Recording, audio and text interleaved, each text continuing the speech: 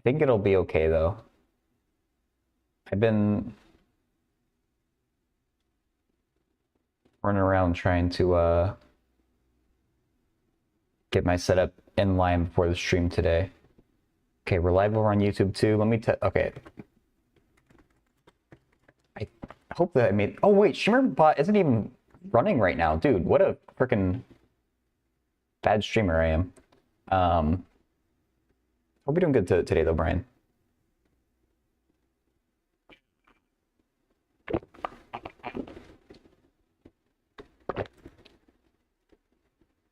Okay.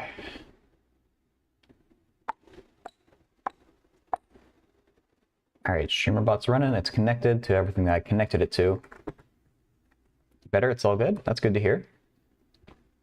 Unfortunately, StreamerBot's... Oh, it is working on YouTube.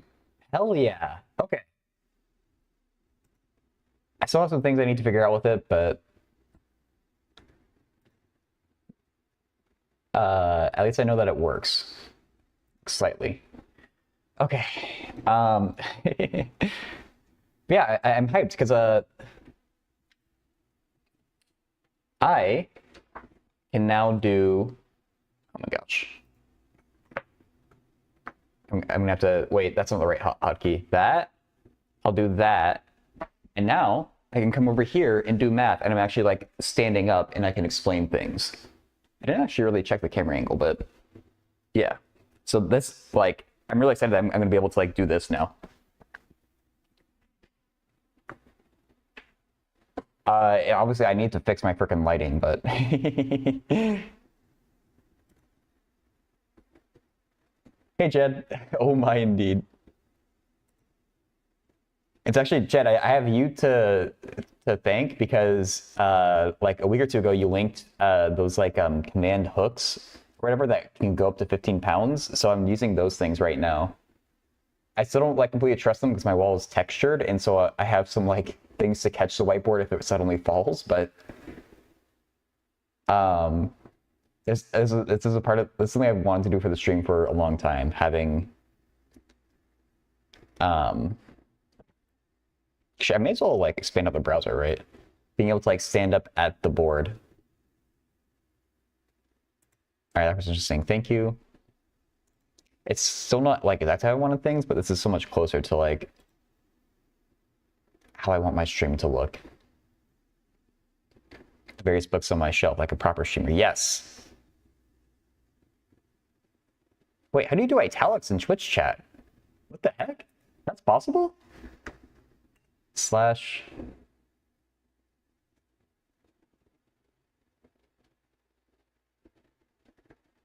Huh. Don't even know. Wait, so well. Oh, I thought slash me like colored the text.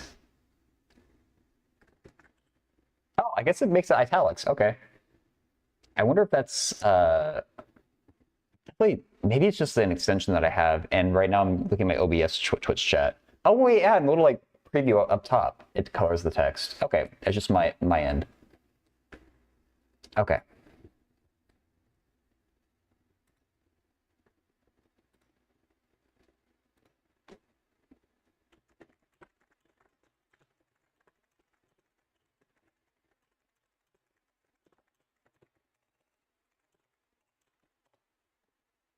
Okay.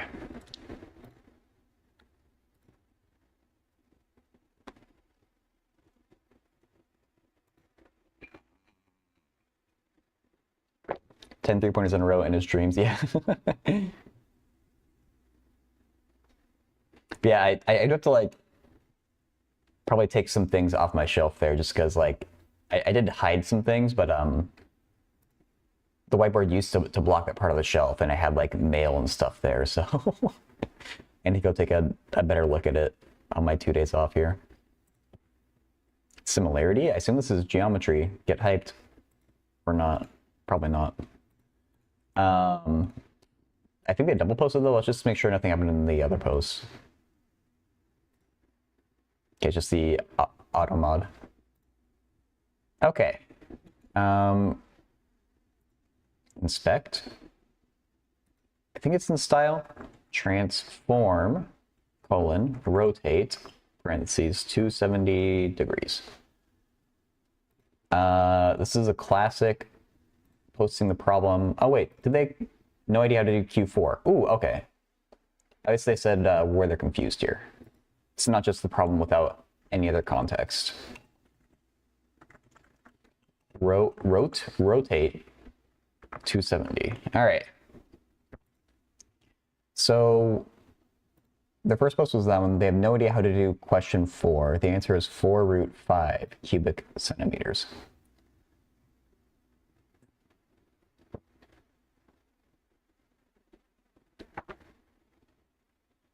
Oh,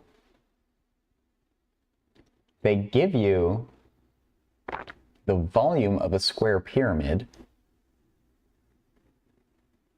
Yeah, this type of geometry question I don't actually mind. So we need to look up some formulas here. Square pyramid volume. I bet it's just like base times height still. Oh, one third. Okay. Well, I want both the volume and the surface area, I guess. I guess the surface area is just you sum up the sides. But I wonder if there's a convenient formula.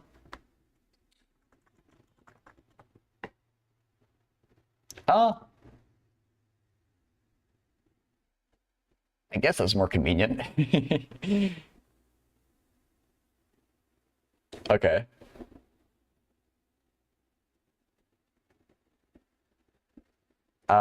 I guess let's go over to the whiteboard, you know, the inaugural standing up at the whiteboard problem. Now, where should I put this question? I guess up at the very top, and I'll just try not to write at the very top. I should probably make it a little bit bigger though, right?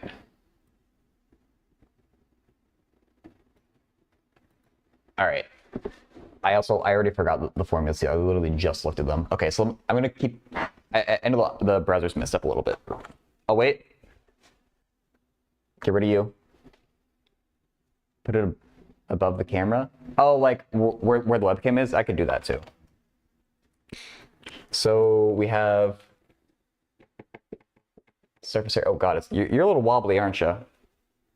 A squared plus 2a.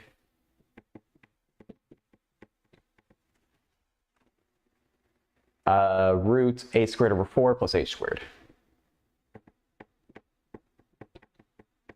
I know I'm facing away from the camera. That's just... Oh, yeah. Let me get the volume now. Okay, 1/3 a squared h.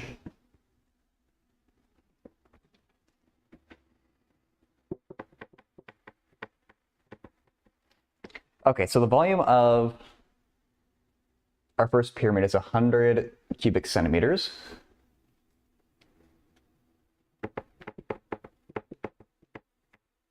It's gonna be harder for me to read chat while I'm at the board too, which is a little bit of a downside, but I say small is 1/5 of the larger.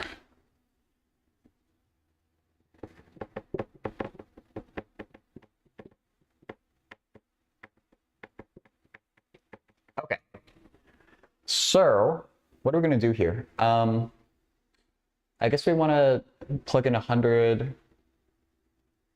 Really? We need a bit more. We want the volume of the smaller pyramid.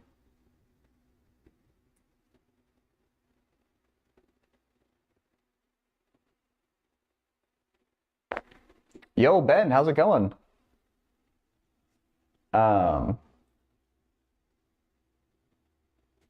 I guess we want to plug in 100 and get some relationship with A and H here. 100 equals 1/3 a squared h. Maybe plug it into there and then use this in some way? That's kind of the only thing I can think of.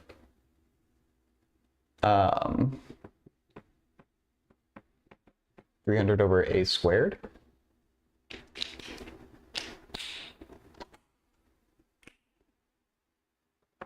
That's for big.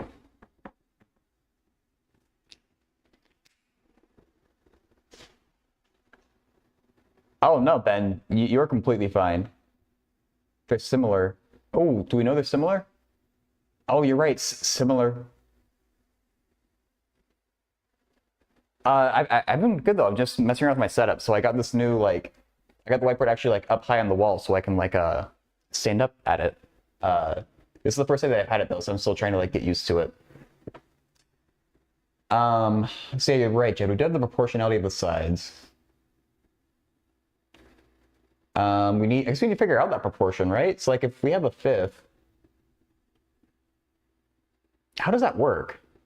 I don't know if we need this fact. Maybe we do. Maybe I should embrace that.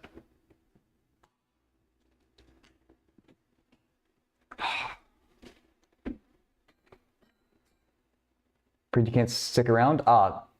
No worries, Ben. Thank you and hope you have a nice sleep.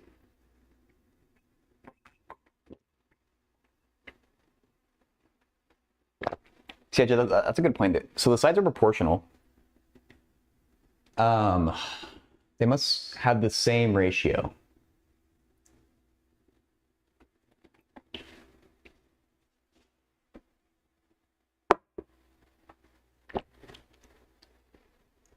So if there, it needs to be something with that, right? And then the 100 cubic meters thing comes in at the end?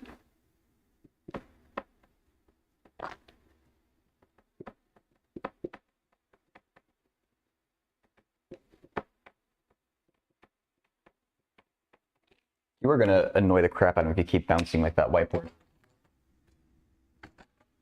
There's much I can do about that though. Okay. I wonder if we want to bring the 1/5. Maybe we want to rearrange this formula in some way until we can plug in our volume. You know, this is actually a little bit harder than I thought it'd be, gonna be honest. I feel like there's some kind of like key thing that I'm not realizing here. Discord? Yeah, sure. I still didn't fix my mic in Discord, so I need to use my other mic.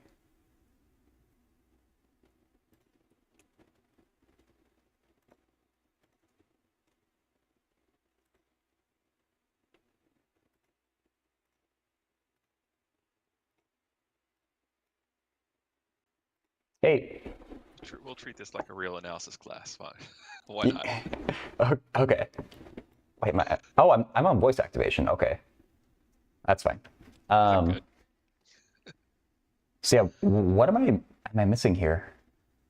So one of the things I was going to suggest is if the surface area is dropping by 1/5, what if you approach this maybe from the other direction?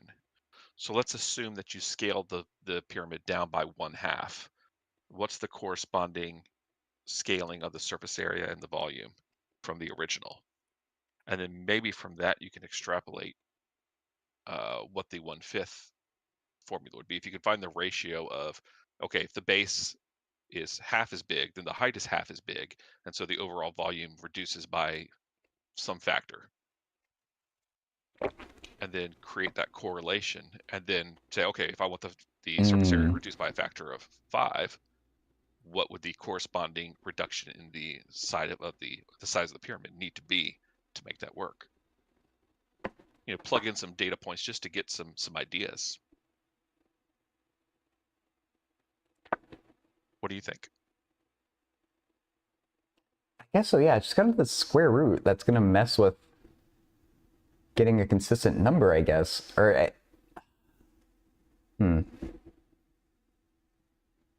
let's just try your idea and just see where it goes, I guess. So, like, I'll take like do a half. one half A and one half H. Yeah. Because a 4 would, if you do a fourth, then maybe the square root would work itself out. I guess yeah, it'll get squared and then square rooted. You're right. I'm just throwing that out there as a. Shoot, as a yeah. possibility. If I go over to the board, you're not gonna be able to hear me in Discord, though. That's the problem. I didn't think that part Yeah, but you'll through. be able to hear me. If somebody does say something, I can let you know, Okay. Chris, notify you, I and can then put the mic a little prompt you closer. to turn around and look. Okay. Maybe.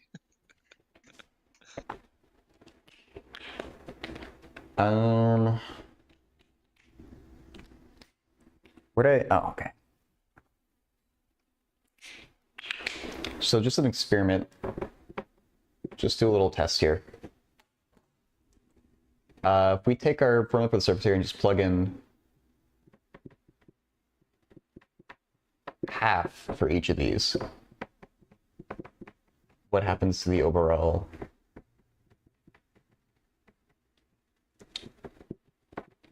formula?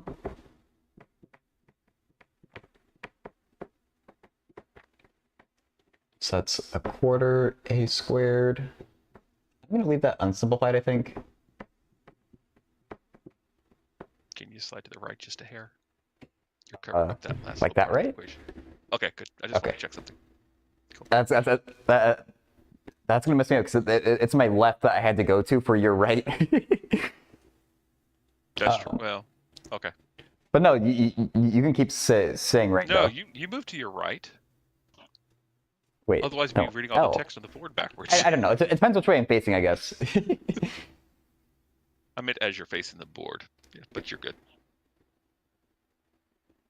So a 1/2 can come out front.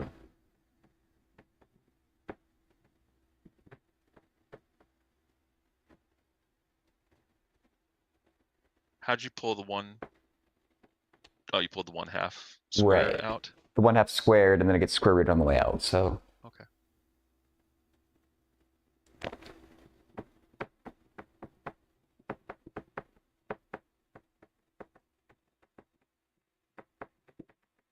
now, how does this compare to that? This is a quarter. Ah.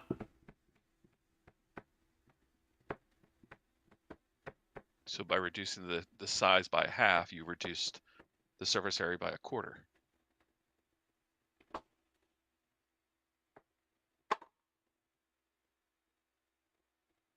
That's sneaky. Oh, okay. So then that means this is going to be a factor of root 5.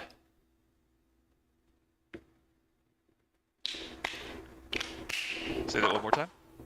That means that we're reducing the sides by a factor of root 5. Root 5?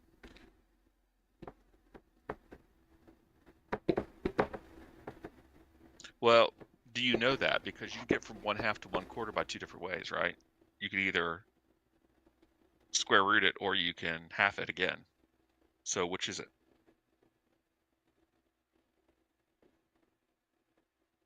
I think because we have the squareds in the formula, it is squared. Because if with 10, I don't think it's going to work out. What's going on, chat? It's been a minute. Danny says new setup hype. Oh, hey, Dan. Yep. Thanks for being here. So yeah, I'm pretty sure it's root.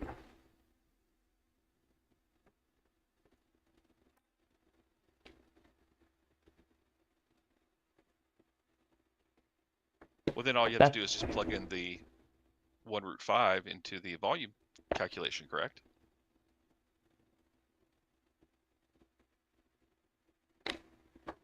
Because all they're asking is the volume of the smaller pyramid. So if you know that the side has to go down by a factor of 1/√5, then you plug that into your volume equation.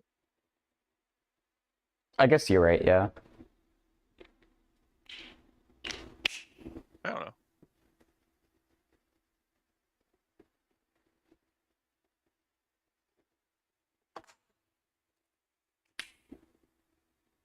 Yes, Danny. It is the Don Does Math and the Jed Levi, the dream team.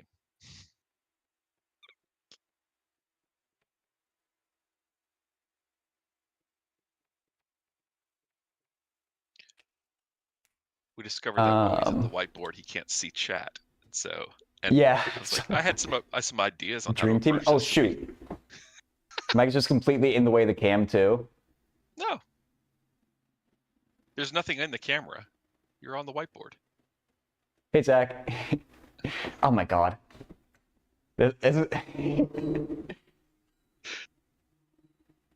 Yeah, so obviously I have some kinks I need to work out here, but I do think this is a lot closer to how I want it to be.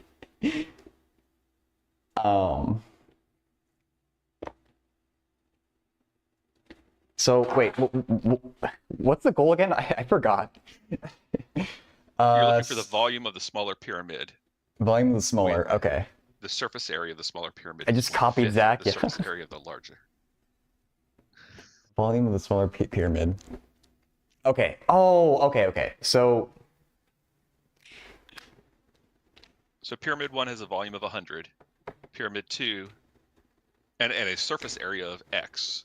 Pyramid 2 has a surface area of 1/5 x. What is the volume of the smaller pyramid?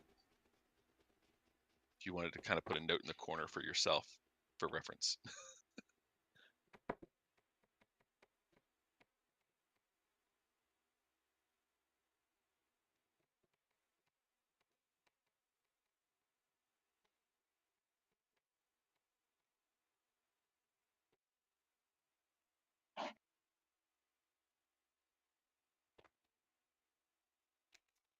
dude, it's freaking volume.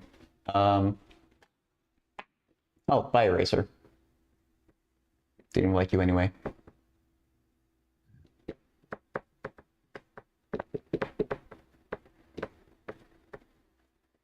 So we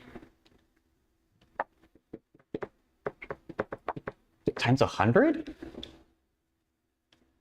I guess that's what we do. And whatever that is our answer. 20 over root 5.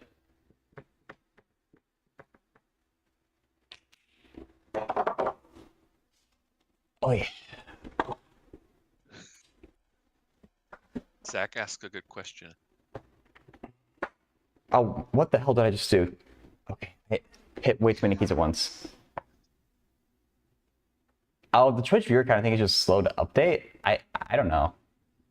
Or I've also heard that like if you have the stream on mute, you don't count as a viewer. So I don't know exactly how that works. But at least if I have multiple streams open, I just like put the volume on like 1% or something, just in case.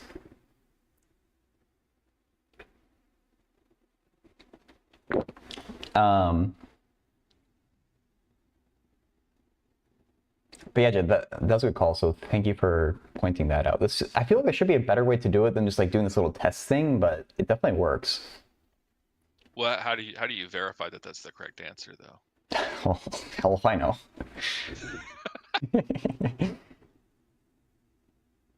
I guess we can create a square pyramid. I'm sure GeoGebra has a volume of could do it, and I know you like any excuse to go into GeoGebra. I was thinking Wolfram on this one actually. Yeah, that works too.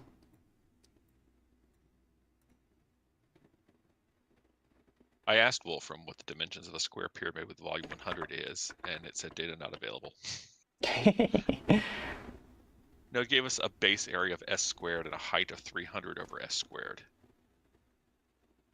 Whoa. So if the original pyramid, so I just plugged in 20 over root 5 into Wolfram, we get 8.9 for our answer. I guess that kind of makes sense. That just feels a little low. Like that's way less than 20% of 100. Yeah.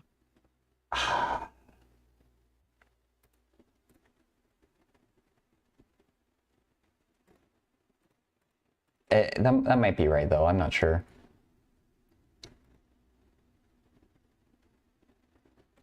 Let me just make sure that the thread they double posted didn't already have an answer. No one's answered them yet. Is it the same one posted twice? Yeah, so I was making sure like someone didn't post in the thread that I wasn't checking. Wait, what's the similarity? Oh, one has a colon, one doesn't. That's funny. Yeah. Yeah. Do we have an easy way to check this? Well, I was going to say, can you create a sample pyramid that has a volume of 100? Just pick an arbitrary base. Good. Yeah. And then calculate the height based on that. Calculate the surface area from that. So yeah, I guess let's do like Probably an easier way to do it, but I'm actually, yeah, let's do like a equals 5, h equals 4. I would agree with a equals 1/3 5. times 5 I wouldn't agree squared with h equals times 4, though. 4. What's 100 over 3? Times 12. That's 100. I forgot about the third. Okay, so we got an area of 5, a side base of 5, side length of 5, and a height of 12. So what's the surface area of that? Let's do a new tab. Okay, surface area is a squared, which we said is 5 squared, plus 2 times 5 square root. I can just write 25 and 5 squared. Plus. So I just put square bears. If you put in Wolfram, square pyramid with base 5 and height 12. Oh. It gives you both the volume and the surface area. Well, I already typed it out, so too late. Yep. That's the same answer I got. Okay, cool. 25 plus 5 root 601. So now we're scaling by 5? Is that what we're doing here? You're scaling the volume by 5. Or the So you're surface scale- area is a fifth. The volume, we don't know what the scaling is.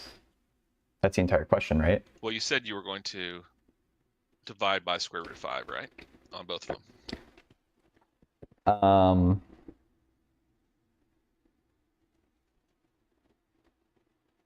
Oh, yeah, so we need to, And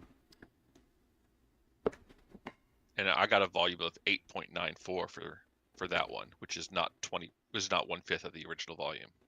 well, it's a fifth of the surface area, though, so we need to, Oh, fifth of the surface area was 5 plus root 601, so that's still not correct, is it?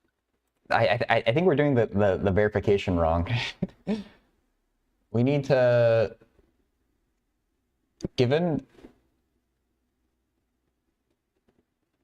how does this work? We've named,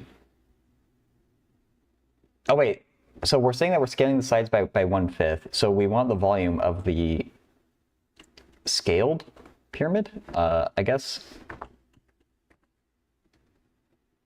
We said a is 5, so times, or divided by square root 5. God, why can't geometry be easier, Jed? It's not that hard. Why are you having so much trouble with this one? So the problem said the surface area Okay, that's reduced by already a what I fifth, did. correct? The surface area, oh yeah, so we want to take this as our new A, that as our new H, and get the surface area. And if that is a fifth, then we're right. Okay. And I'm not getting that. Really? I'm getting, if I divide the base edge length and the height both by the square root of 5, I get a surface area of 5 plus root 601, where the original one was 25 plus root 601. So we're off by a little bit. I just put base 5 in. Yeah. That's exactly what I have. 29.5? It should be 20. Okay, yeah, you're right. Because the root 601 did not get divided by 5. The root 25 601. did, but not the 5. Not the root. Ah. So, wait, do we say that what the surface area was of the original? I'm sure we did. Where was it? Here. Wait, 29.5? 29.5. Wait, we did do it right. Because 1/5 of the original pyramid's surface area is equal to 1/5 of our scaled sides. Oh no, so it was 5 root 601? I wrote that down wrong then. I thought it was 25 plus root 601, not 25 plus 5 root 601. Oh, okay. See, I think this is right. Cool.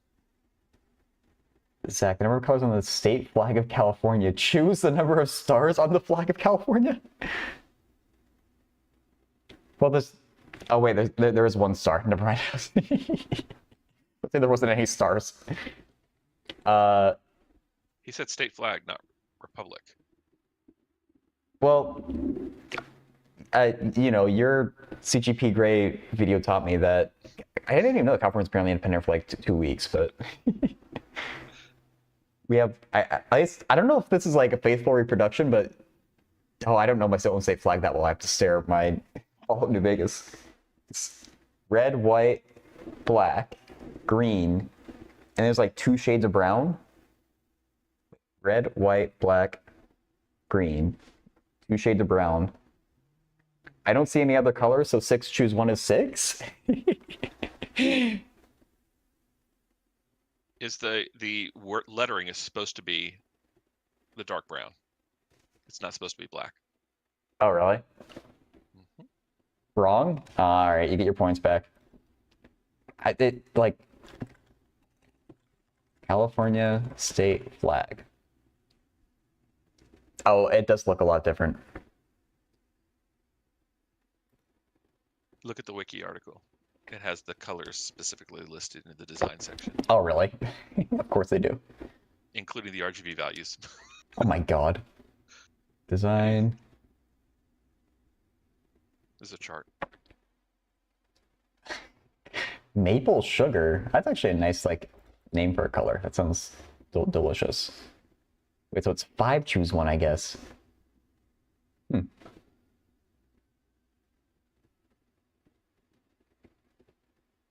Oh well, I was close. Oh, it's because my flag has the 2 shade. This brown is, or this bear is only 1 color. It's rough, buddy. Ah, it's too late. I already refunded you. That's the deal. All right. Sorry, Jed. I got distracted. We said that this is right? Yes, I said that it was right. I think we're okay. At least for that one. I wish there was a more forward way to do it. I don't know what it is though.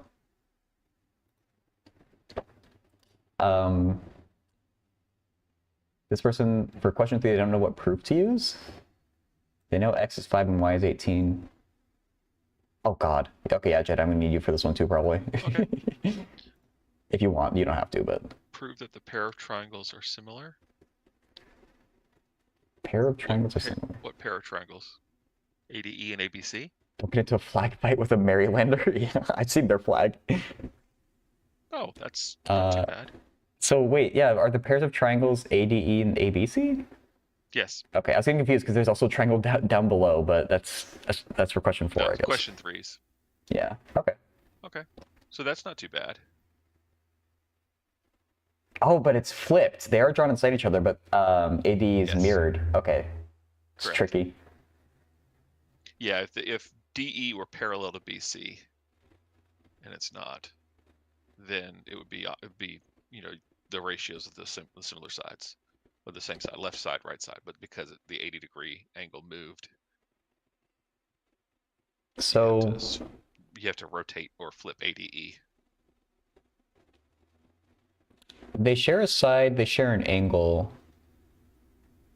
And they share another. I guess you want angle, side, with angle Well, they're A, angle B, They're and angle, BC? angle, because A is the common angle between the two, and 80 is shared. So the angle ADE and angle ACB have to be the same.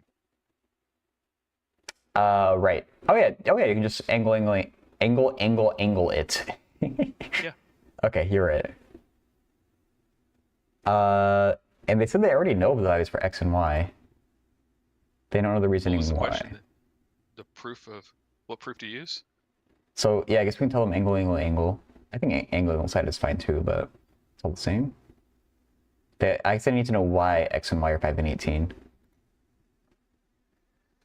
Which I guess 14 and 16 are the side they have in common.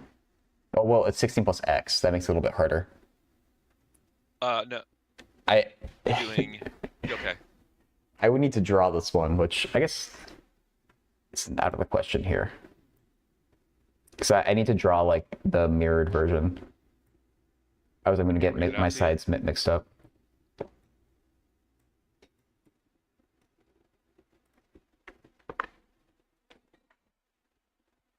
Oh god, but now I'm going to have to like flip back and forth. No, you won't. I'll read it to you. Okay, thank you, Jed. Yep.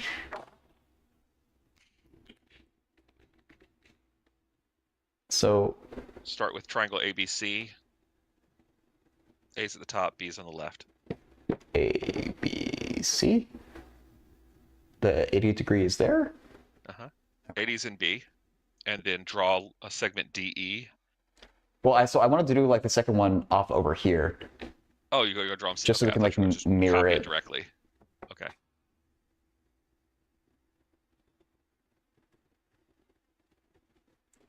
That looks a little isosceles, but it's all good. So A is at top and E is on the left.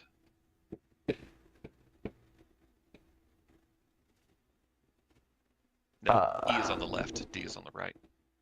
Oh, I don't know my lefts and rights.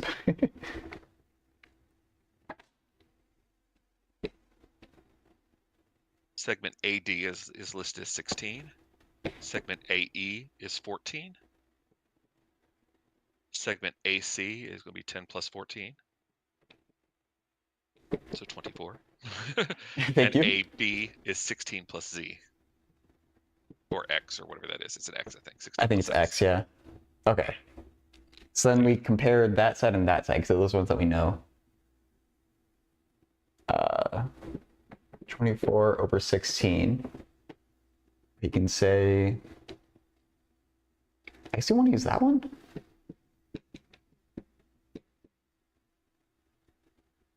Wait, I'm still getting this wrong, aren't I? 24 and 16. Over 14. Oh yeah, thank you. There we go. That seems better.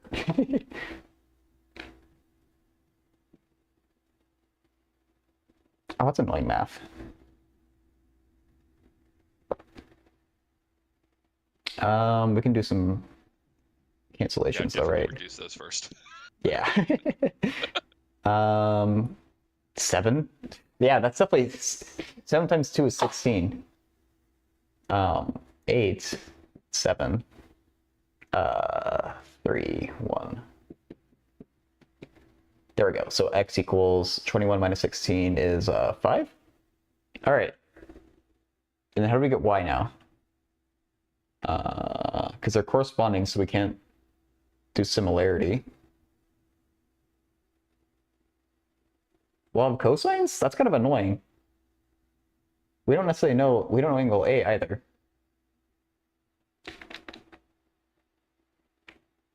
Law of sines. We still need another angle though.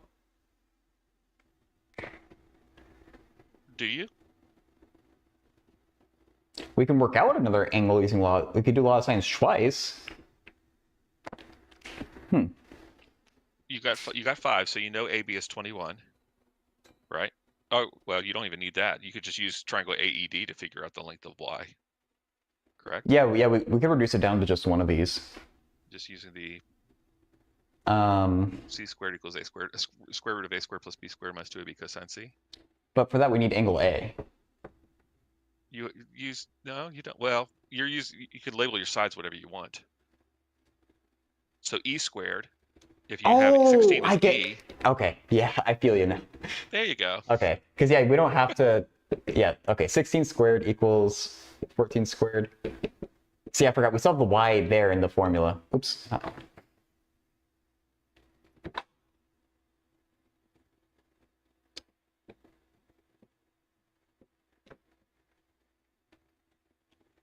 That's a job for Wolfram Alpha. But okay. Thank you, Jim. Okay. What's your 2AB there? What did you do? Um. Okay, yeah, 28Y. Gotcha. Yeah, I combined it. So you just plug that into Wolfram. 16 squared, 14 squared plus y squared minus 28y cosine 80. Oh, I'm not even.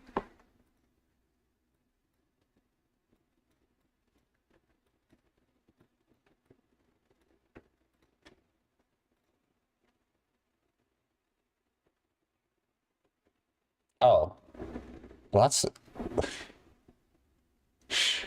not good. Why are we getting imaginary? Oh no, we get real roots.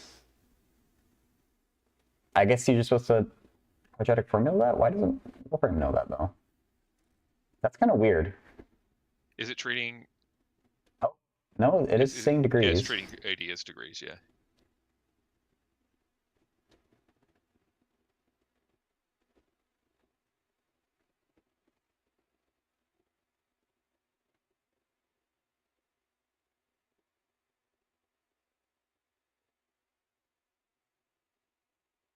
Pretty sure I copied it over, right?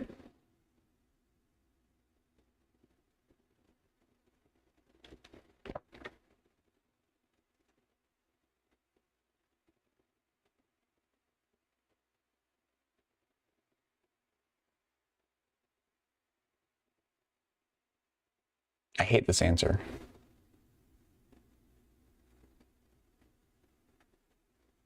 And Wolfram does it numerically, which is super weird.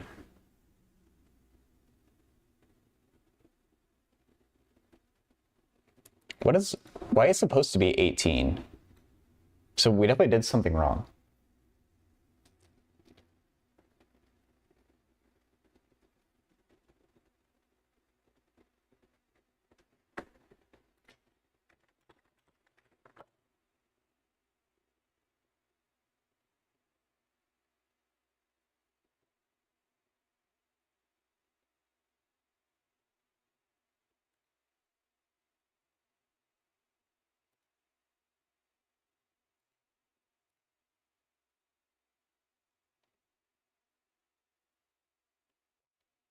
But yeah, cosine 80 is not unit circles, so that's just never gonna come out clean. Do you want to try plugging in the other values instead? See if you get the exact same answer? I assume it will. Just let me put my mug away quick.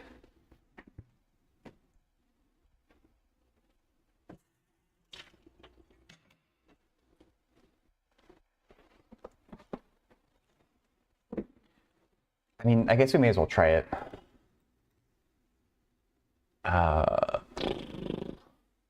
24 squared. We said x is 5, so that side is 21. Y squared 2 times 21.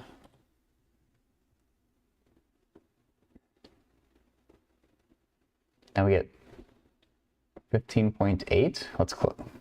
We had Closer? 10.55 before. Wait, those can't both be y. Yeah. Wait, yeah. Wait, it's y minus something, right? Oh, we're given that one's 12. DE. Oh, that makes it so much easier. Oh, okay. Okay. All right, so yeah, those two sides, they can't be equal.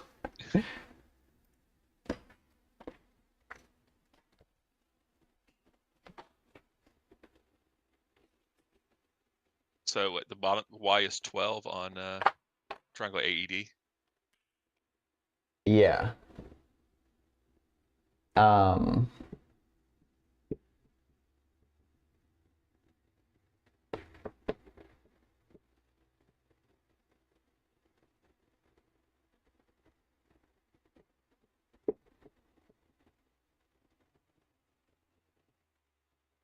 Okay, that's y equals 18. Okay, we got there in the end. All right, I think we know enough to answer this person's question. Unless you have any holes to like poke here, Jed. Oh no. We got beaten to it.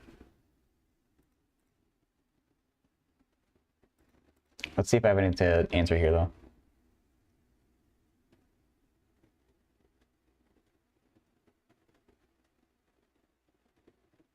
Oh, I'm not showing my browser.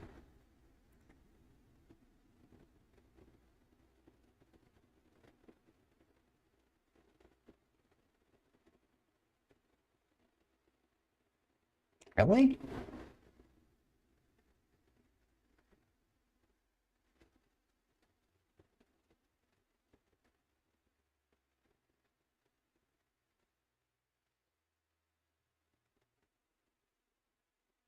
I would not have known this.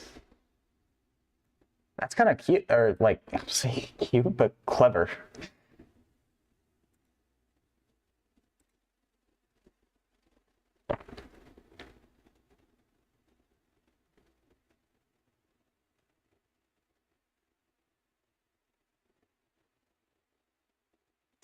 We also got 4 root 5. I might still put the way that we said, Jed, in case they don't know this fact. Are you still here, Jed, by the way? I'm still here. Oh, okay, just want to make sure. Checking something. Okay.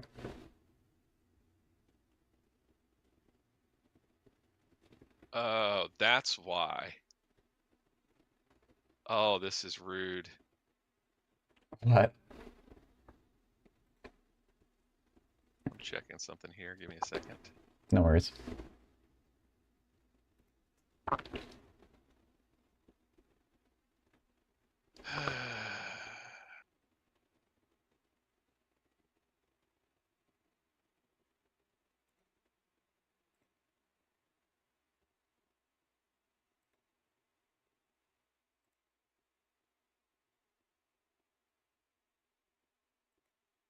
Okay, so I put it into GeoGebra because that's what I do, right? Mm-hmm. If you have a triangle with sides 12, 14, and 16 in that configuration they have, that angle cannot be 80 degrees. That angle is 75.5 degrees. So that is an invalid triangle.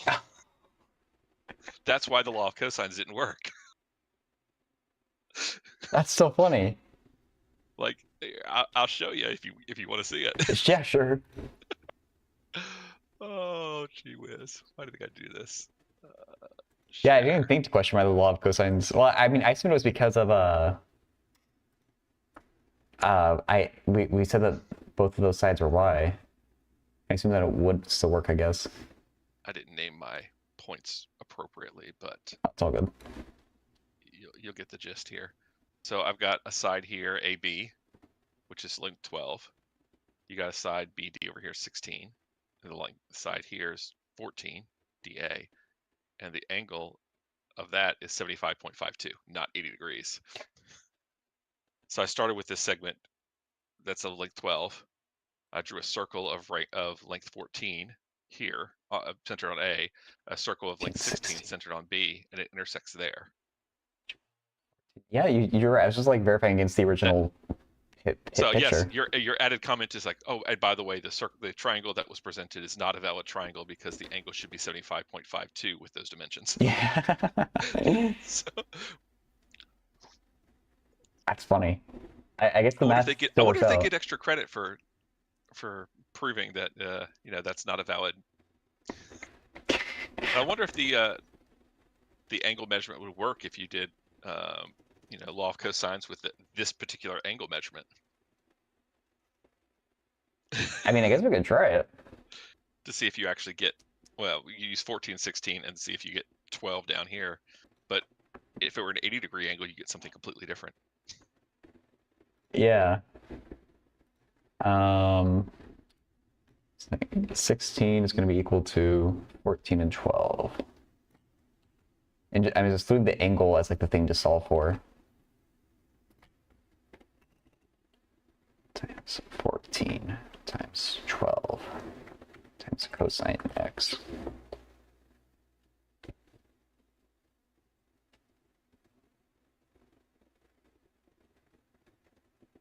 Really, Wolfram? You don't?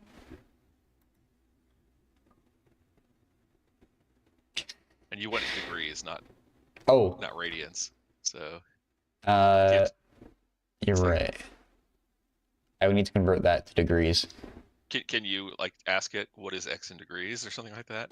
Is it smart enough to do You can that? stick n equals 1 degrees.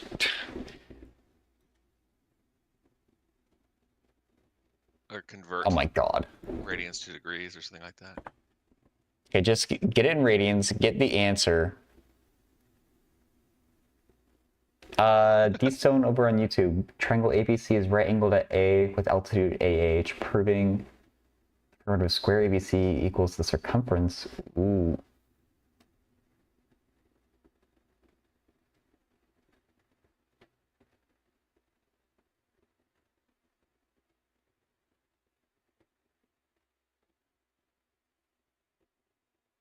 I'll have to. I'll take a look at the one in just a minute, D-Stone. I'm not sure. I feel like I should be able to, but I don't know exactly off the top of my head how I would do that.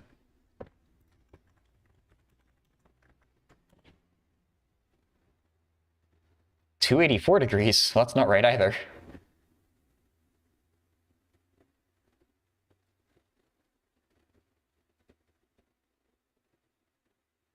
Well, oh no, it's because I took the wrong value of n. Okay, you know what? I don't care anymore. I believe GeoGebra.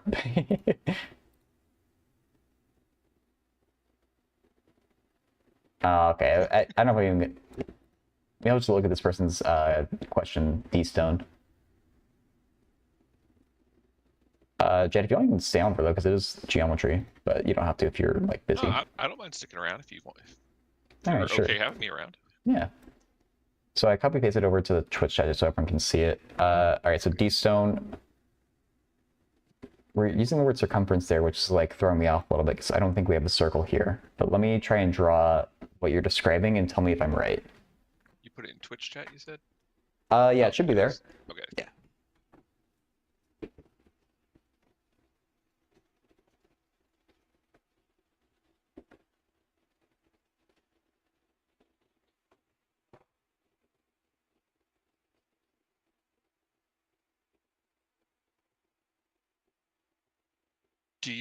Can you get clarification on the circumference of square ABH?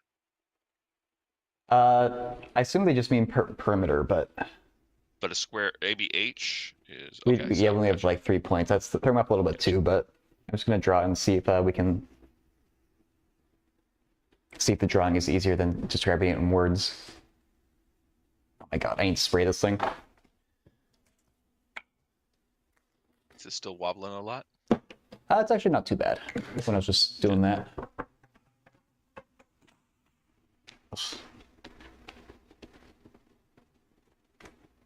Good enough for me. All right, so we have a right angle triangle ABC.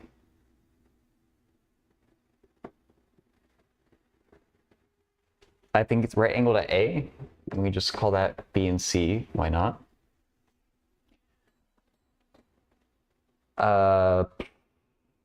Altitude AH. So I think an altitude is... Actually, what is an altitude in this context? I'm assuming H is a point on BC, such that AH is perpendicular to BC.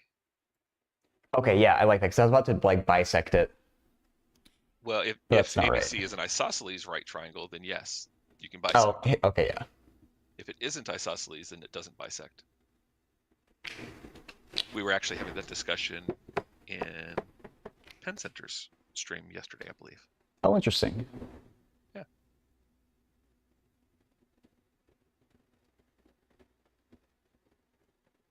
Okay, so D-Stone, is this... Oops. Just kicked my desk. Is this right so far? Proving the perimeter of... So we don't have a square ABC. We have a triangle ABC. Like, we're Yeah. supposed to make the square. Yep, that's correct. Okay.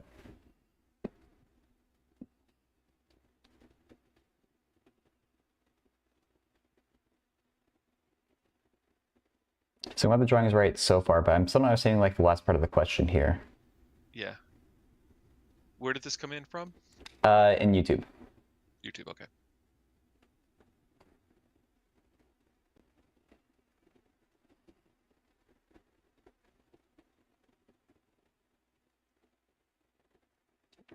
Altitude AH. Proving that the perimeter of square ABC. Like, are we supposed to make a...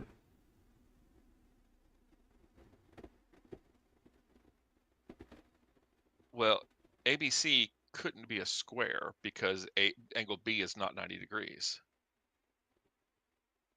If you want to use that nomenclature. I mean, if we created a square using points A, B, and C and some point D as well, then, but normally when you label a square, you would label it either clockwise or anti-clockwise. So it'd have to be ABDC. Oh, squared. Okay, Squared? we're talking Okay. about triangles, but the Okay. circumference of ABC squared is equal to the circumference of... So normally when I talk about circumference with circles, I'm wondering, like, just out of curiosity, D-Stone, is English your first language? I'm just trying to figure out if it's a translation issue or a concept I haven't heard of. We'd say the perimeter of a triangle to mean like the circumference usually.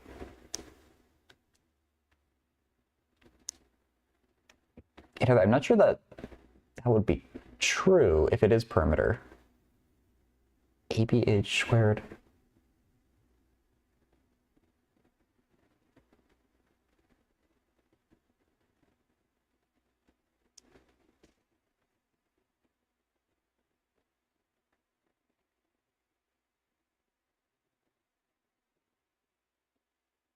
What is C? I think it's supposed to mean circumference, but that's But just a little confusing. circumference of a triangle? Yeah, that's what I'm trying to get clarity on. So I Yeah. guess maybe decent I'll write out like What is circumference this? or perimeter, like what it would be. Or is he dealing with ABC as being an angle, ABH being an angle? Well, that would be ABH and ABC are the same angle, Is so that can't be an angle AB representation. plus BC plus AC. So like that's what I'm thinking that you might mean with adding up all the sides. Is that what you mean, D-Stone?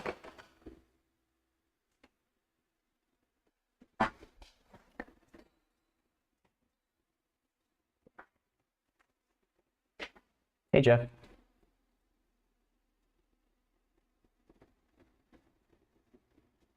Similar triangles. Oh, 15, nice.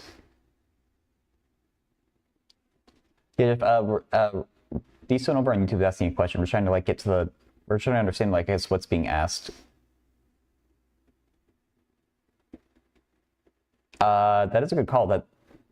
Well, we still need information on. Oh yeah, no, they're similar by angle, angle, angle. I don't know if that's going to be helpful for this problem. So I'll repaste the question for you, Jeff, and what we know so far. But I'm still not exactly sure what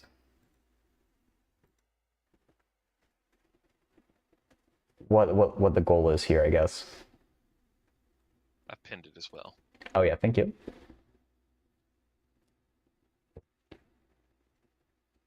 At least the first part of it. Yeah.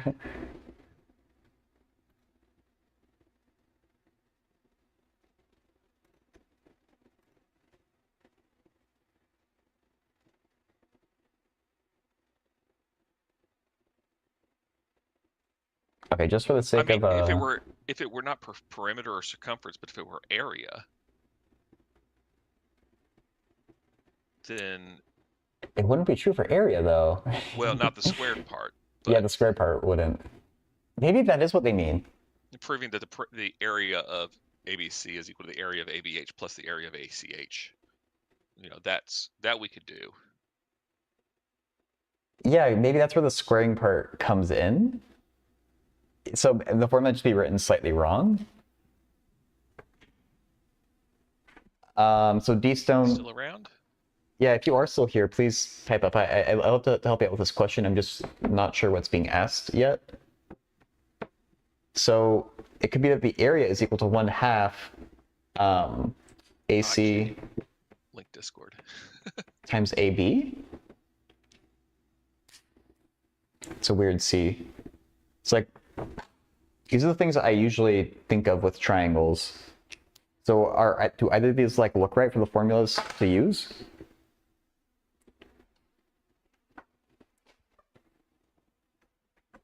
Nightbot isn't in your YouTube chat. Nightbot is just slow Discord. on YouTube. I don't know why. There it goes. Okay. Yeah, if you have a picture or something of the assignment or the question, and you need to post it, that's a place you can post it.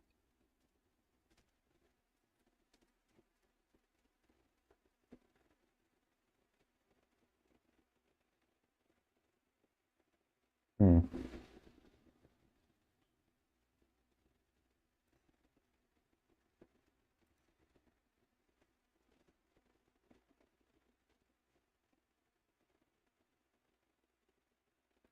I don't see anything from D-Stone, so we might just move on for now. And if they type back, I'll come back around to it. That's good. So I might dip out of the call, at least for now, and then. Yeah, if you need me back, just holler. Sounds good. All right.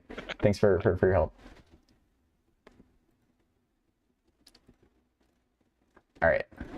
So D-Stone, I'm happy to try and help with the question. I just need a bit more information on what the question is. So if you do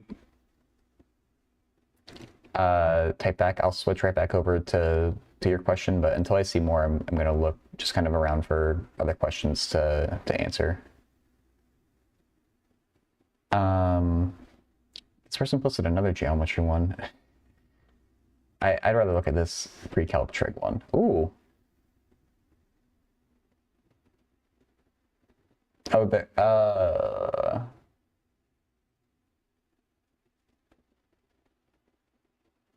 is that true?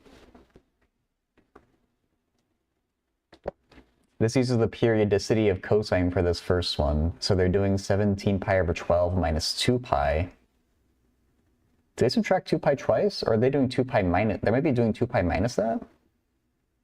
If you do 2 pi minus that, you get 24 pi over 12.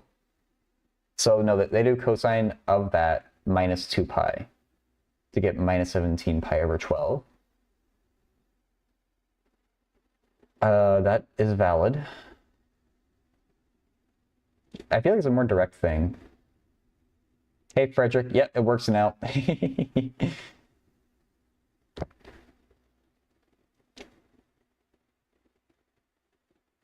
So, and then they break minus 7 pi over 12 up into that.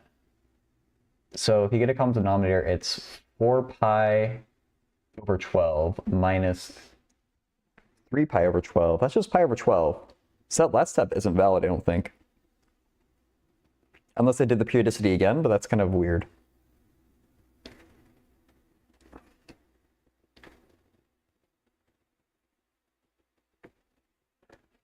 I feel like there's something you can do just directly from this, like, might be a little bit clever, like, oh,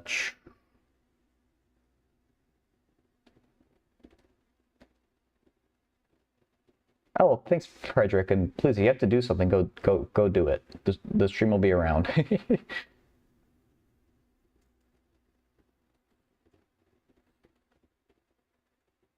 I'm thinking of a way that you can just try and break 17 pi over 12 up directly. Like, you need something that gives you some nice cancellation, like 9 and 6, or no, it'd be 9 and 8.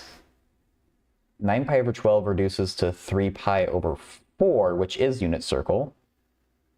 And 8 pi over 12 reduces to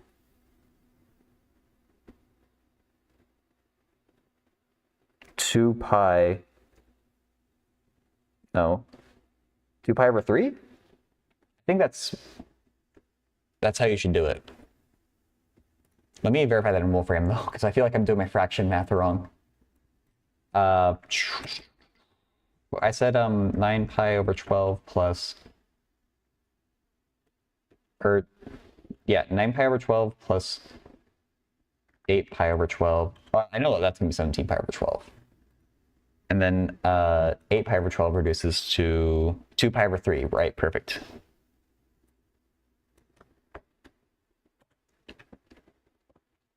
Three pi over 4. 3 pi over 4, that is unit circle, right? It should be. Another 5 subs? Oh, nice. Didn't even know that.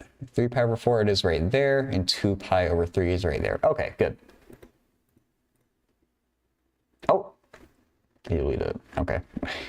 I guess I figured out the answer.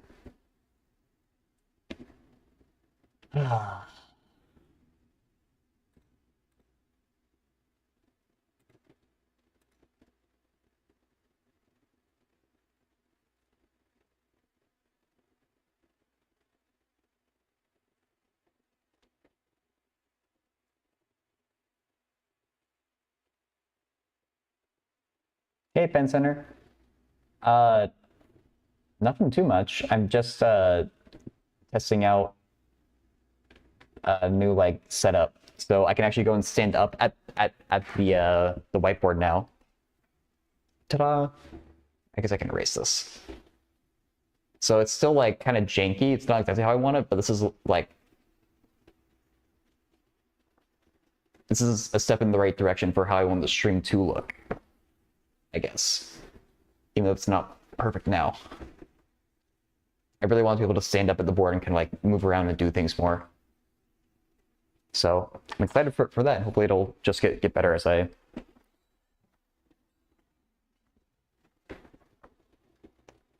figure out how to work it more.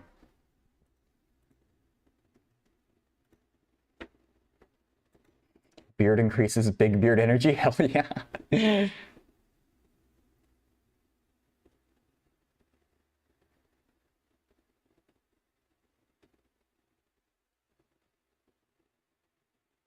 Division remainder theorem. Oh, awesome! Thank you, Penn Center. Yeah, like I think my next project I'm gonna need to figure out some lighting because it definitely does. Today's a pretty cloudy day and it's kind of dark. But like with this, I feel comfortable with like trying to go back to recording some YouTube videos and stuff like that, and actually not be like ashamed of how they look. Like that's the hardest part. Yeah, I need to look up just like how lighting even works. Oh, is this rational root theorem or what are they? Close your blinds and use your own lighting. Yeah, that's what I want to do. Right now, I don't actually mind the lighting in the webcam too much. I think when I'm up over the board, it's a little weird. Do you do like ring lights or like, is it just like whatever lights are in the room? Ring lights? Oh, okay. I've seen that those are kind of like popular in the LCDs. Okay. You do have a very like well lit like area from what I can see in your webcam, so it's good to know what you're doing. What's happening to this question? Range go -10 to 10, domain -1.5 to 4. What? Or is this some like Newton's method thing? Using the or is that or Euclid's method? No, Euler's method? Euler's method where you use the derivative to estimate the function value? I don't know. What is the remainder theorem?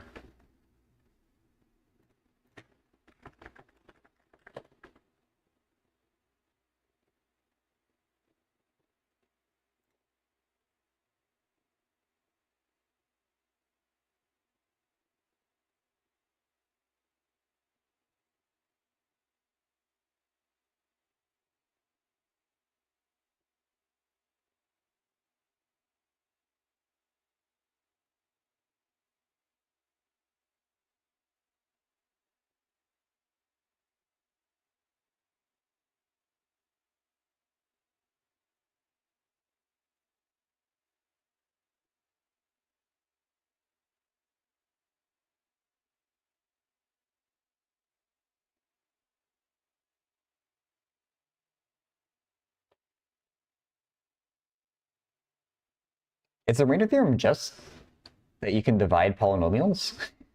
And it says what the remainder is? Why are we given all these like ranges and things though? Are they maybe trying to find zeros? And you just have to test by dividing things?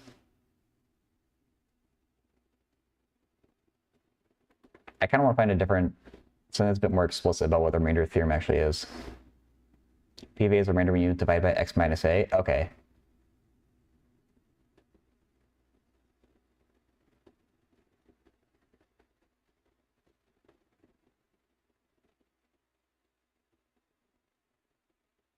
If P of A equals 0, you know the division is nice. So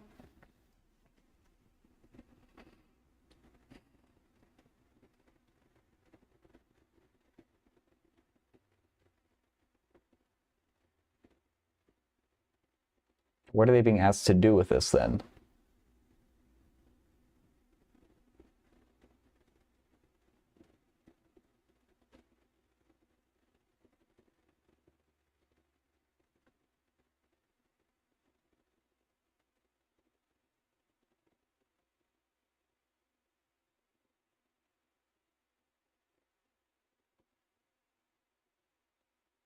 If these values of x use the remainder theorem to find the value of the expression?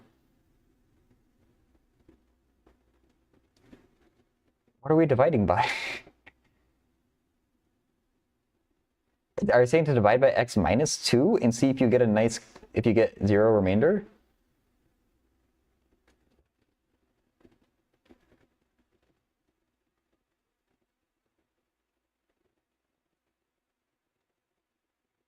Calculate P of 2.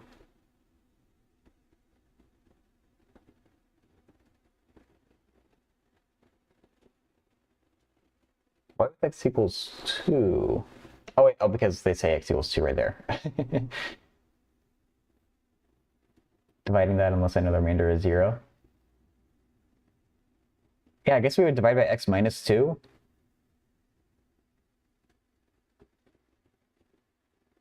To use the remainder theorem to find the value of the expression. So from minus 1.5 to 4, going by increments of half, it's what, 11 times? 11 or 12 times you gotta do division? Like, do you have to just divide every single increment here?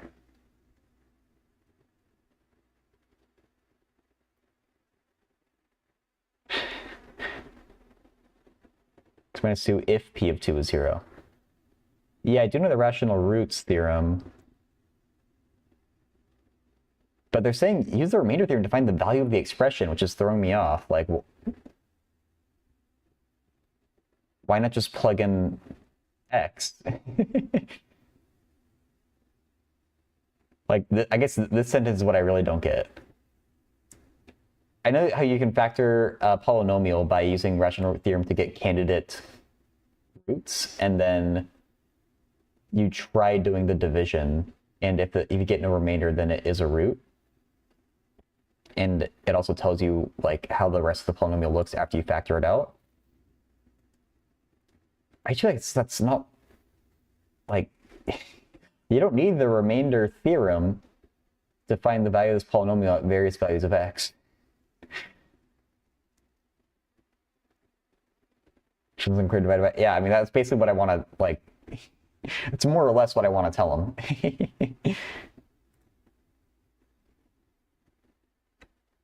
These values of x, use the remainder theorem.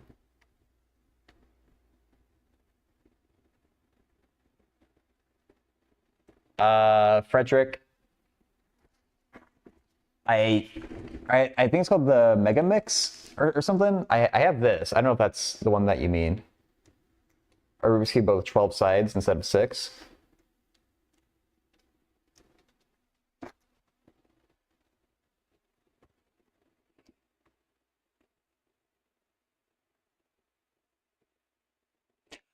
Oh, I get it. Okay, so you plug in each value of x from minus 1.5 to 4, going in 0.5 increments. If one of them gives you a value of 0, then you divide that out.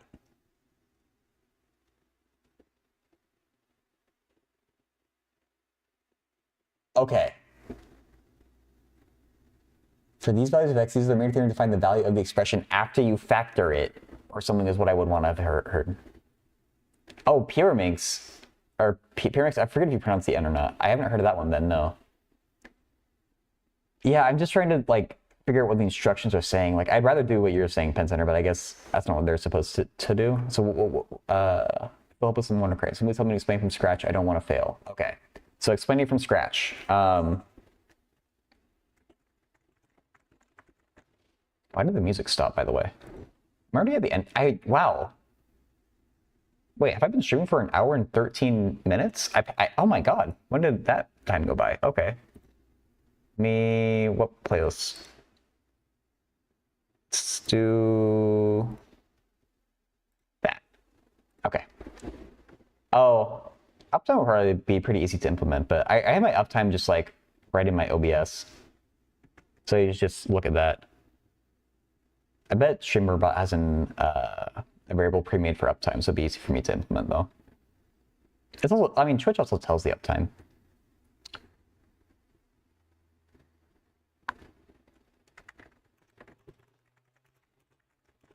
To figure out what was actually being asked.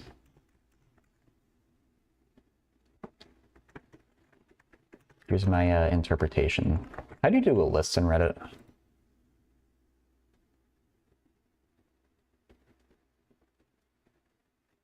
Oh. Why did YouTube hide that? I don't know why YouTube doesn't like that, but I think you just start typing the numbers. I don't know. I don't know why they don't tell you that, but okay, 1.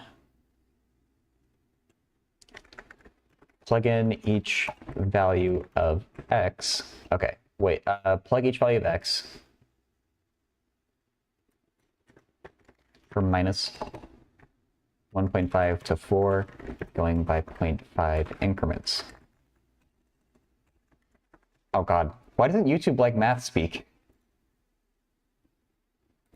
It's annoying.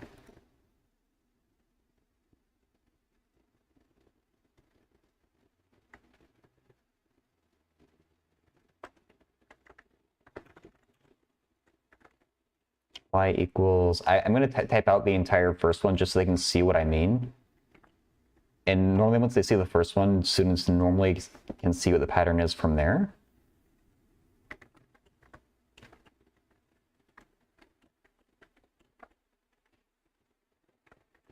But I don't want to skip over typing out the entire thing, because I think that's just going to confuse the person. Minus 5 minus 1.5 squared plus minus 1.5 minus 3. Okay, does that look right? Just the things that you were typing, Frederick. YouTube kept holding them for manual, like, moderator review for some reason. A minus in front. I put the minus sign right there, Jeff. It's not... There's no parentheses, so I think we're okay on that front. I'm sure it's a bit hard to see on the stream, though, so... oh yeah, Jed, it can do a lot. Did I make a command? Oh, I meant to make a command to link to the documentation. I can find it quickly.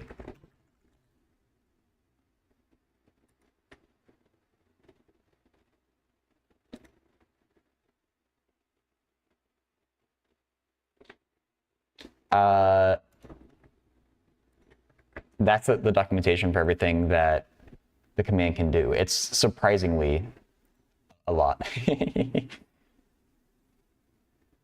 Let's see, plus, see the minus on the previous line? Oh, you see the minus on the previous line, yeah. Yeah, it's a little bit hard to notice that. I am making sure that I didn't mess something else up, though, because this was a lot to type. Okay. Then again, with minus 1, then minus 0.5, 0, 0.5, 1, etc. All the way up to 4. Favorite YouTuber? I'm not my own favorite YouTuber.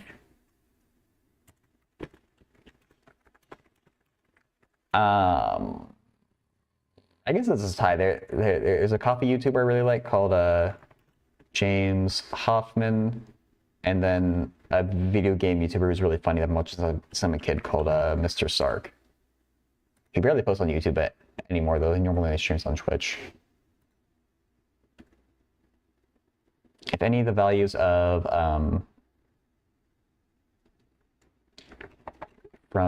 if any of the y values from step 1 are 0,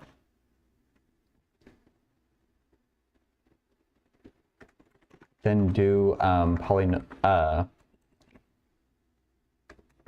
then we found a 0 of the polynomial.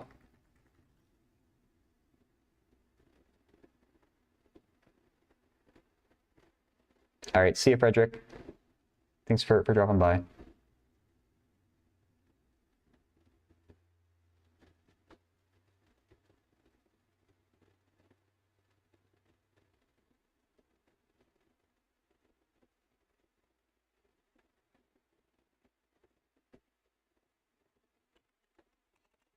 For instance, if x equals 1 gets a value of 0,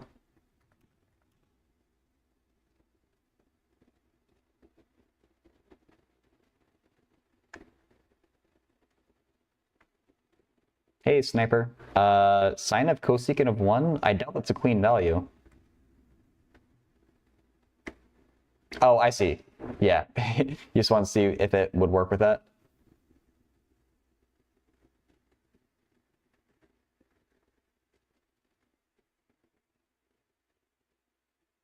Man, it's getting darker and darker. That's kind of annoying. Sorry about my lighting. No worries. I just want to make sure it wasn't like something you were asking to like get talked about.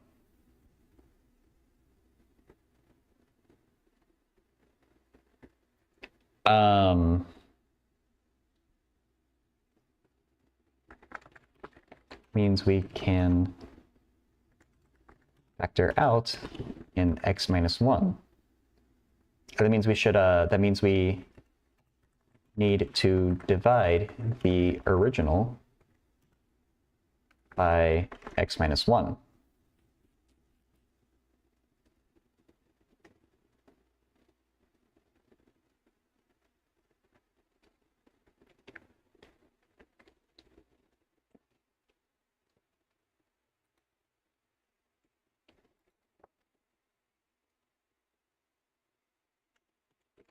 And find out what it looks like after that division.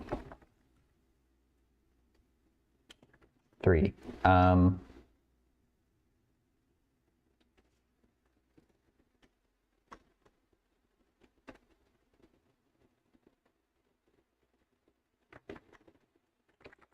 You'll then get something like y equals x minus 1 times something with x to the 4th. Then you divide that x to the 4th thing with whatever 0 you find next. And so on.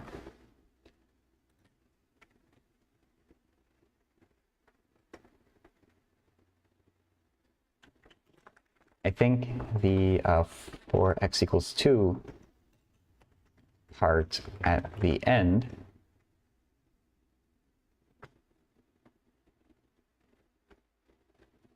is asking you to divide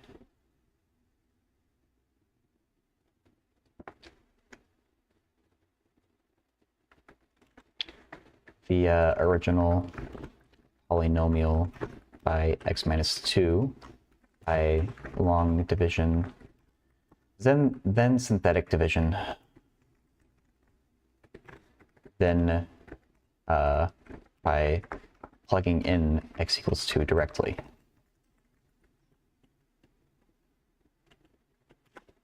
I assume this is to see that that different methods can get the same result.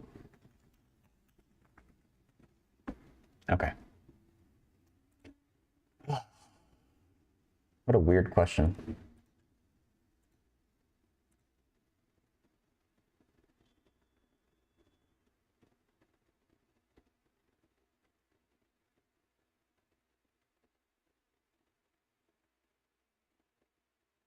Oh, someone's posting their entire homework here. Look at that.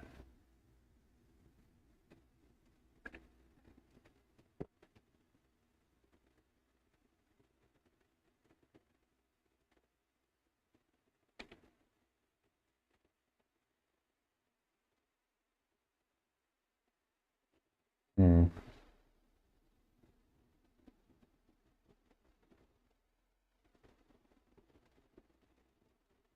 Might need to go to a different subreddit. Yeah, let's go to a different one.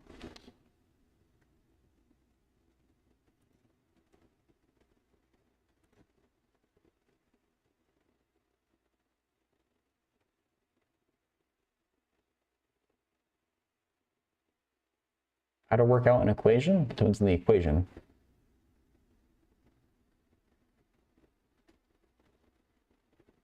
Oh.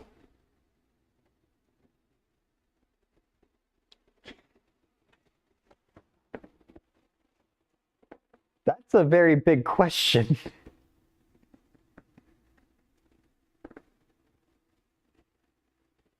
There's a lot of what ifs here.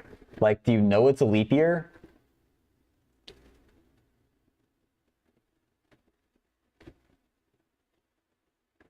I feel like that I feel like there's a lot of different angles you can take that question from, and I don't know enough about probability to consider them all.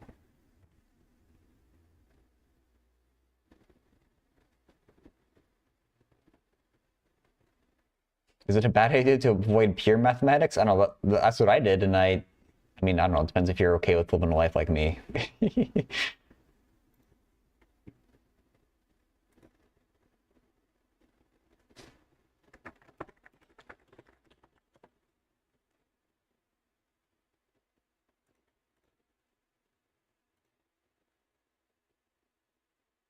The assumption every 4 years contains actually one. Oh, that's true, Jed. Yeah, because leap years they're not just every 4 years. It's not every 100th year, but it is every 500th year or something like that. Because a year is actually like 365.24 days, not 25 days. You have to account for that, like 400th year. Oh yeah, you're right, Jeff. 2425. Okay, yeah.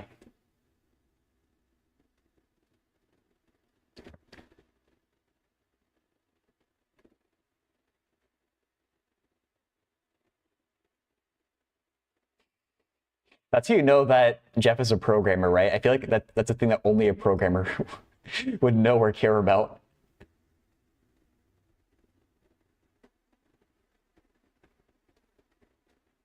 But it's like that's probably over a 4 year period. They specifically said like grandmother and like grandchild, and I wonder if like the period of time you're supposed to take that into account too.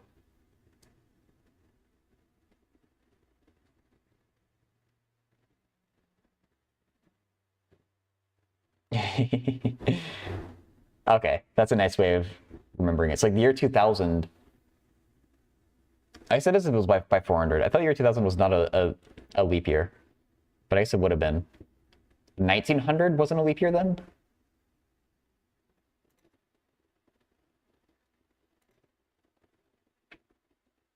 Right, so, okay, yeah.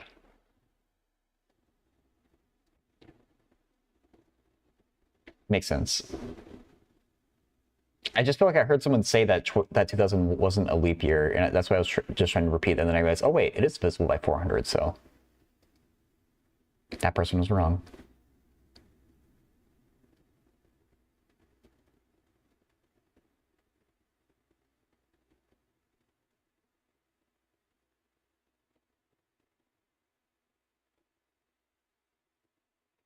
Not a whole ton on this subreddit. Normally there's some good stuff on here. Might go over to the math Discord.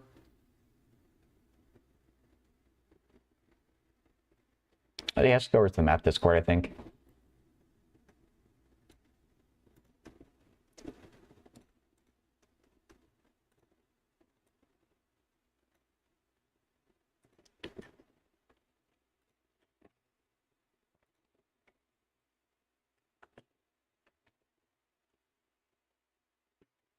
And there goes my lighting because Discord is dark mode.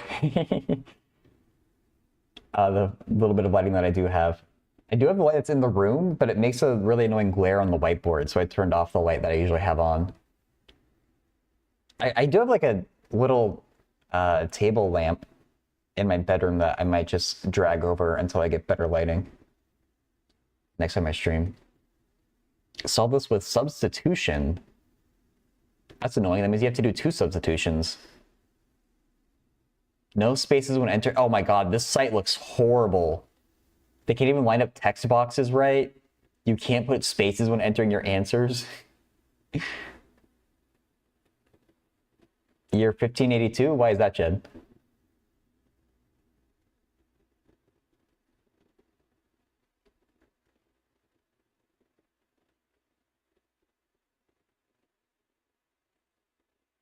So they force you to solve equation C for x.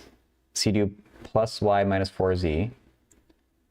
1582 of October 5th to 14th? Why not?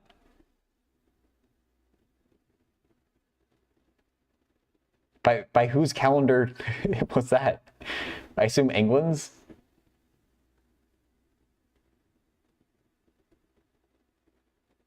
Like maybe some king got mad at some point and was like, you know, fuck this entire week. From Julian to Gregorian? Oh, okay. VFX Genie, welcome in. The Pope did it? Ah, okay. That makes sense too. I apologize for the lighting being weird, but welcome in. I'm still working on my setup and getting things to not look quite so bad. So just for background, Jeannie, I do dual streams on YouTube and Twitch. So if you hear me, talking to people that aren't talking YouTube chat, that's why. Hey, monkey. Nothing much with me. How about you? If you're interested, there's a little like math community over on Twitch.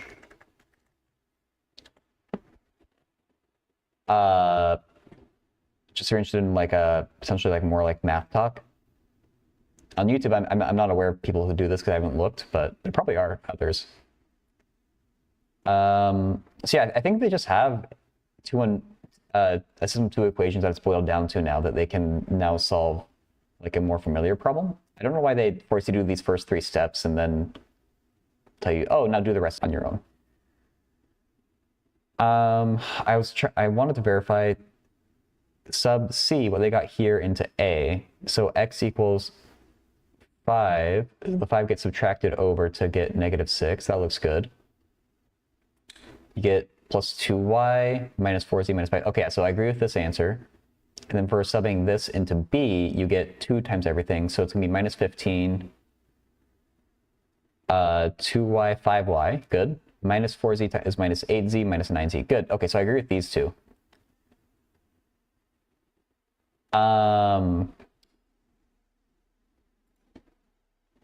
Oh yeah, Monkey, if you have a question, just go down to Math Homework Help and make a thread with the new post here.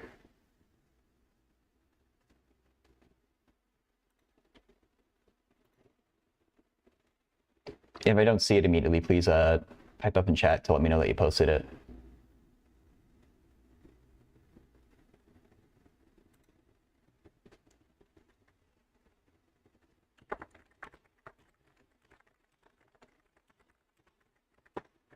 (2y minus 5z equals -6, and 5y minus 9z equals -15. Oh my god, I feel like it's so dark in here. Let me just turn on the light in the room. Okay. Like, when the stream started, it wasn't so bad, but it's just getting darker and darker. There's gonna be... Let me see how bad the glare is. So yeah, I don't like that bright spot on top of the whiteboard, but I think the alternative is worse. So we're just gonna go with this.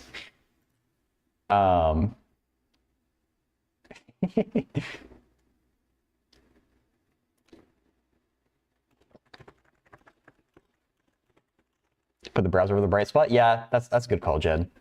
Whenever I do switch over to the whiteboard. That's why I started with the light off though, because I was like trying to figure out how to deal with that.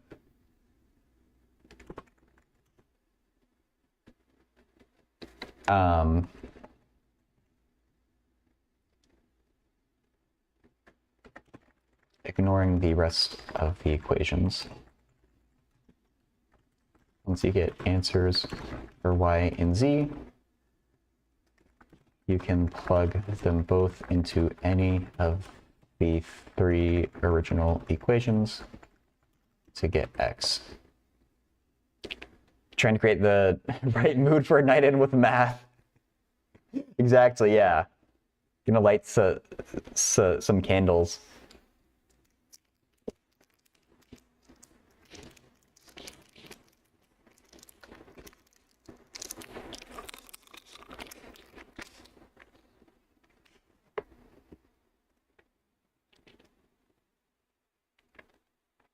Let's see if this person replies back.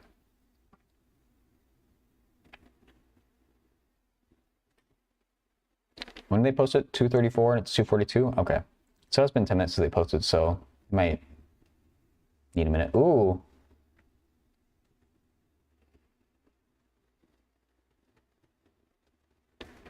I think there's an identity for like when you have powers with mods, but I don't know mods well enough. Oh, oh, cool. Oh gosh, we got geometry here. Find the angles. Oh no. Oh, okay. This might not be too bad. Okay, I think I know where I would go with this. Yeah, Jed. That's gonna be the technique here.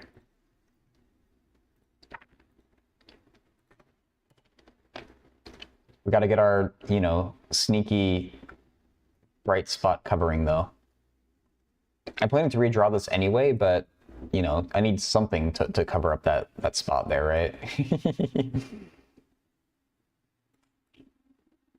Hey, there we go. It's like it's not even there. High budget stream here. Engage with the OP? Is that what I'm doing right now? Or I don't know. All right, so this is gonna be a little bit awkward. I need to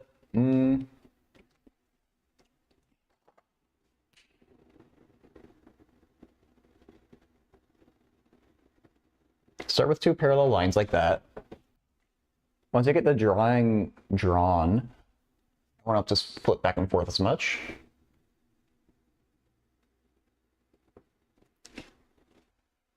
$107.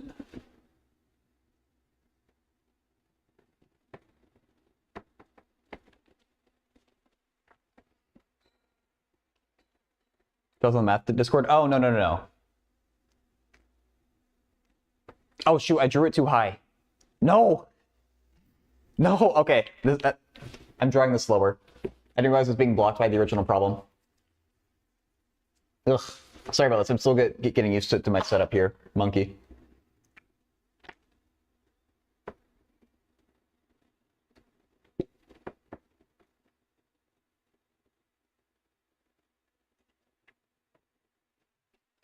Which ones? Because one of them wasn't extended, yeah.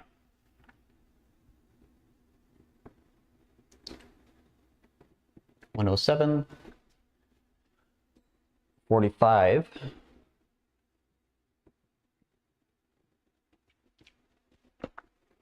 And we basically need every other angle here. Okay, so I think that's everything that we're given. I guess I mean I can do the letters that we were given, right? B, G,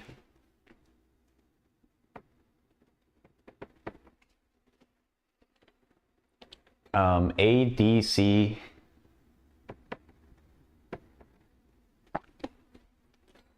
F, E. Okay, good.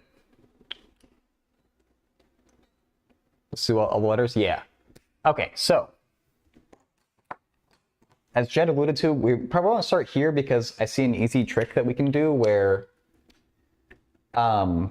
we have the 170-degree angle and a straight line right there. So we know a straight line has to add up to 180 degrees. So we know that one part is 107. That means that B, the last part, has to be 180 minus that 107. That's a huge degree symbol. Look at that.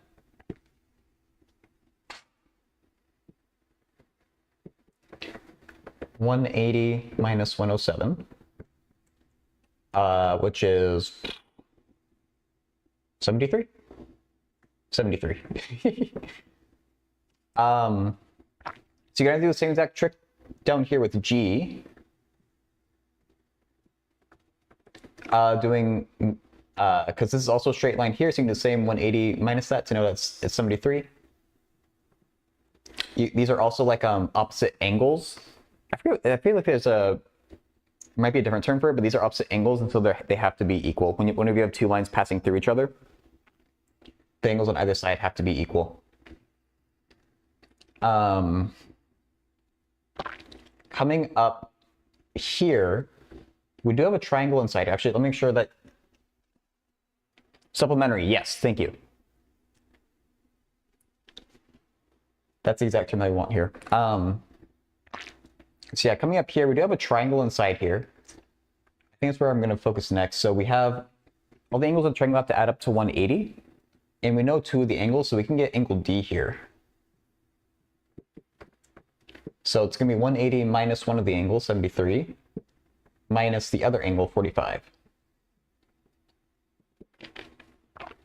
That's going to be 107 minus 45. Mental math. 62? No, okay, let me...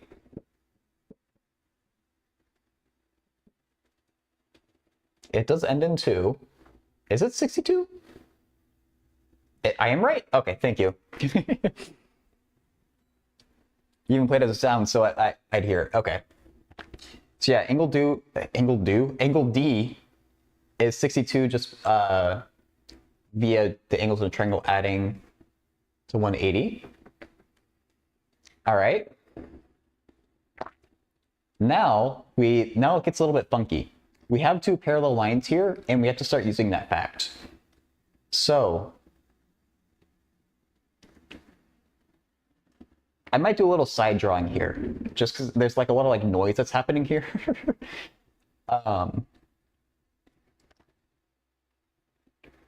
These are called like parallel transversals.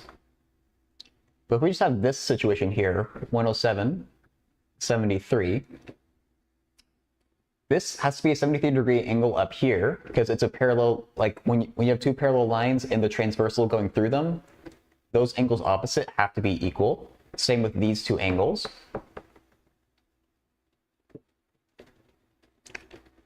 So already we know that we've just found C must be 73.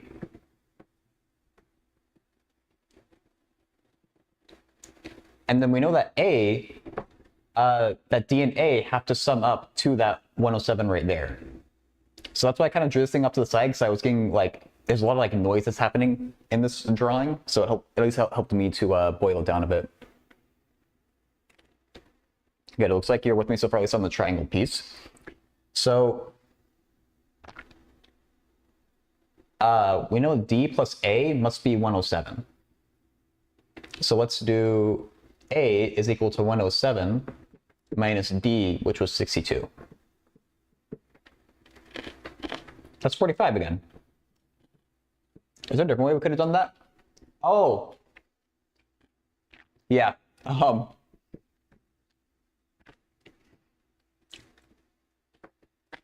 So there's multiple ways that you could have gotten A. You can do what I just did, or you can look at the other parallel transversal. I guess I'll draw over there. Using that line there. And we already knew that that angle is 45, so we know that that angle would have had to be 45 too. So two different ways to get the same result. Now F and E, we can use supplementary angles for both of these. Let's go for E first. It looks a little bit easier because we have the supplementary angle with 45 degrees here and E. So we know that E is going to be 180 minus A, which is 45. That's 135.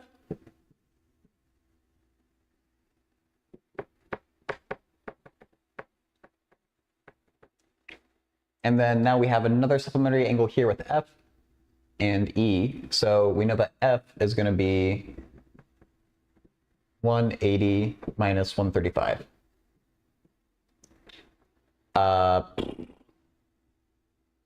Oh, that's 45. We can just use the fact up there. Okay. Oh, and it's opposite with A. Okay, yeah, there's a lot of different ways to get the same results here. See.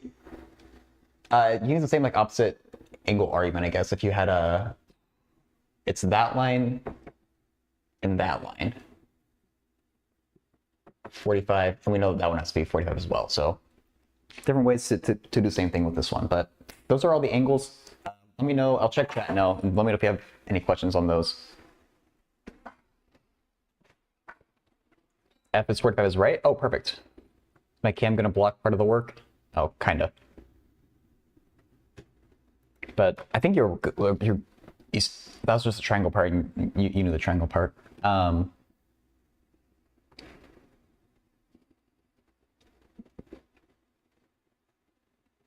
Oh, you know, I just realized was my face being blocked by chat? I need to figure that part out, because I'm pretty sure it was. Oh well. Yeah, no worries, Monkey. Thanks for the question.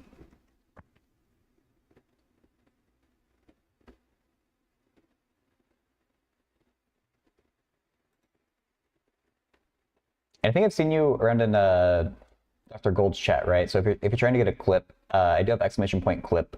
Oh shoot, I need to test that. Does this work?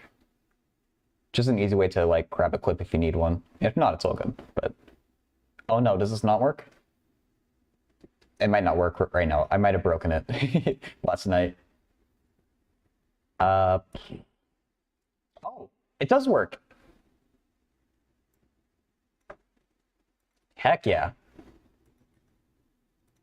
It's so much. Yeah, it does take a minute to actually make and publish a clip. Okay, cool. Okay, and StreamerBot, it's so much easier to make a clip with StreamerBot than it is the way that I was doing, so I'm pretty glad to have that.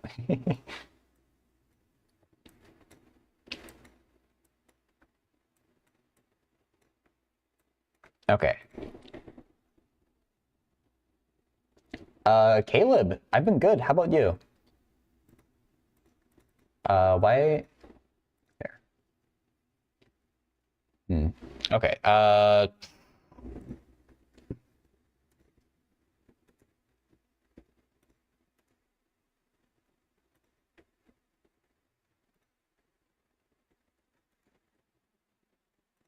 didn't actually answer this one, but I don't have anything that I can say about it, so I'm gonna say it's answered just so.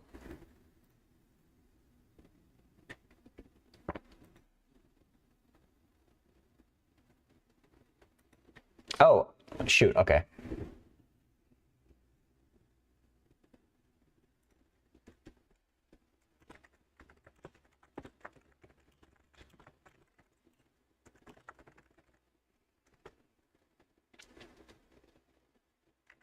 It gets taught in different ways, usually called substitution or elimination.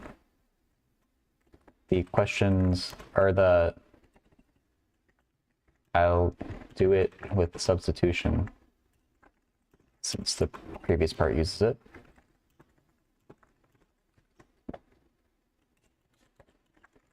Take the first one and solve it for y.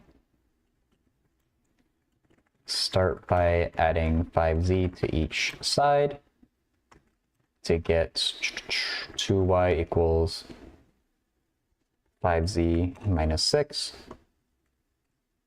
Then divide each side by 2.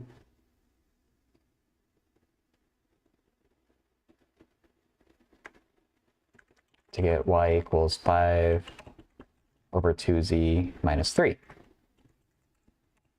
Plug that into the second equation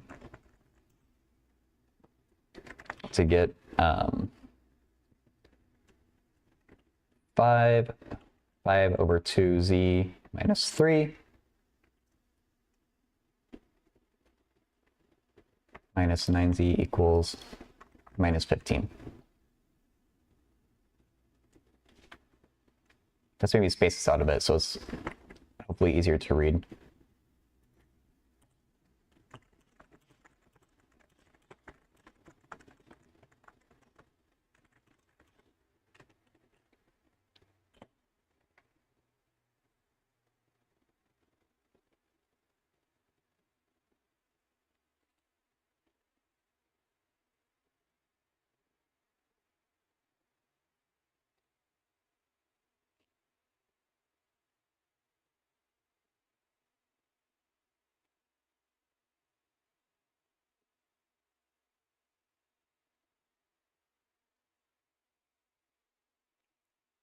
See if this person gets back to us anytime soon. If not, we'll go look for another question.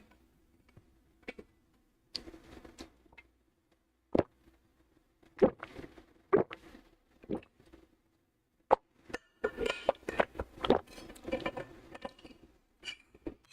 right, looks like we need to let them cook.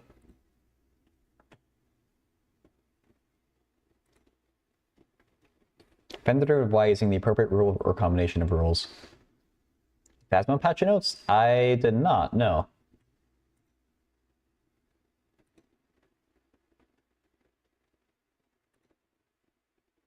I didn't post about it on their Discord at least.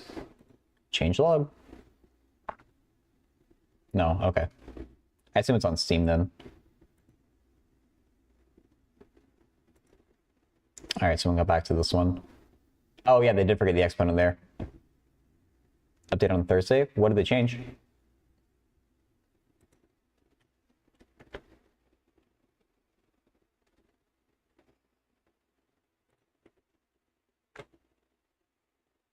Trying to find maximal solutions without explicitly solving this ODE. Maximal solutions without explicitly solving this ODE.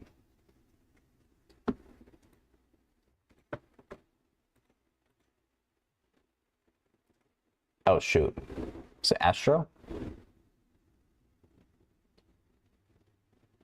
Can't put decimals or fractions in there.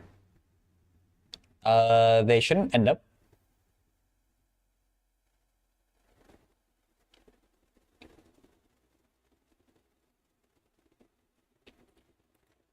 I don't think we'll end up with a decimal. There's a way, I don't think you can really avoid a decimal at some part in the work. Or a fraction.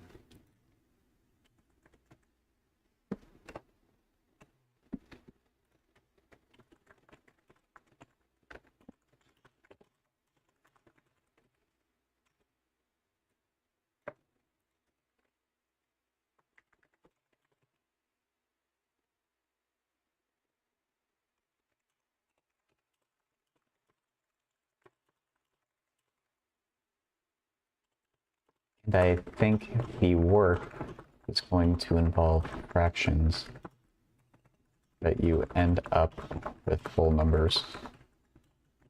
I don't see a way to avoid fractions here. Fractions as part of the work here. It hasn't happened yet, just a sneak peek. Oh, okay.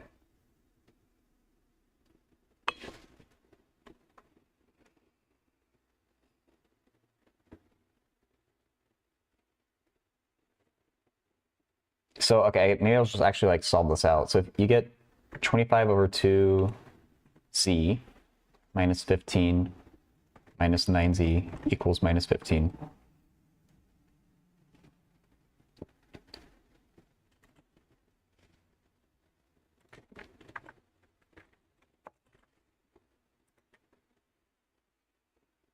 If you get a common denominator, it's 18 over 2. 25 minus 18 is 7. Minus 15. Oh, does z equals 0?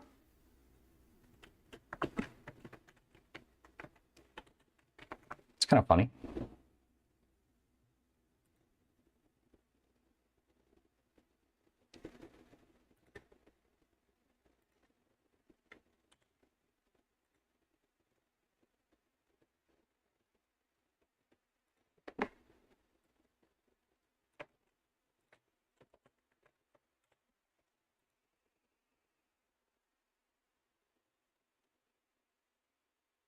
Yeah, I want to verify that z equals 0 here, but it is valid to get 0 for an answer.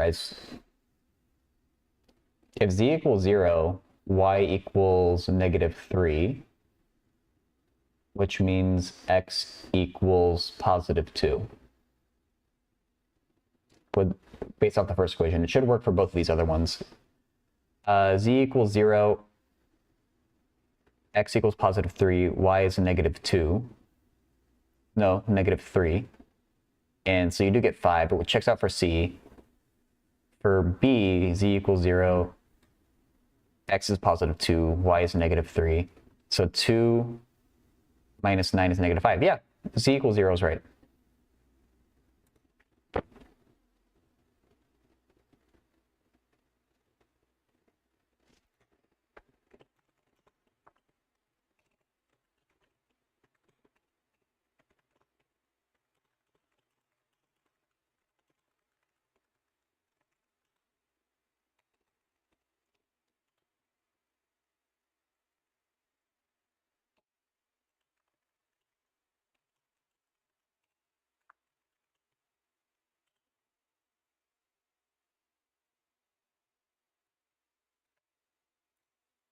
So you Wolframed it?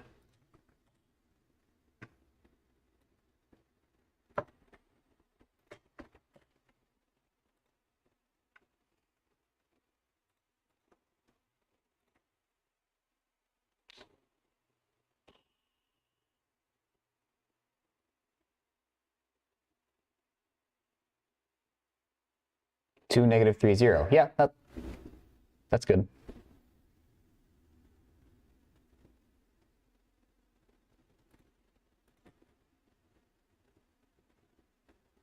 Or I guess I could have just looked at this here.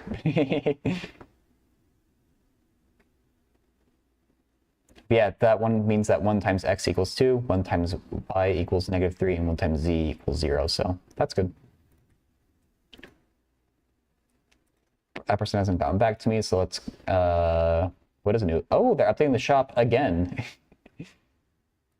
So I can be confused all over again.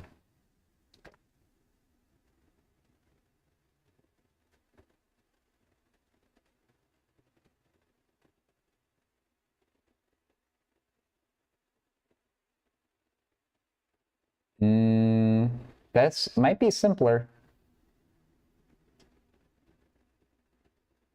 This part, I don't really know what's happening, but...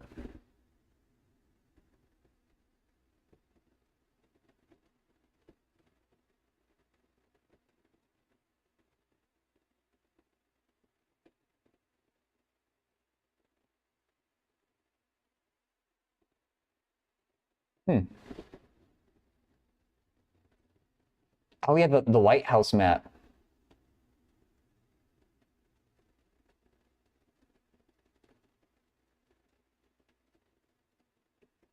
That's cool. The chessboard. Wait, what's the start? Is it going to be playable chess?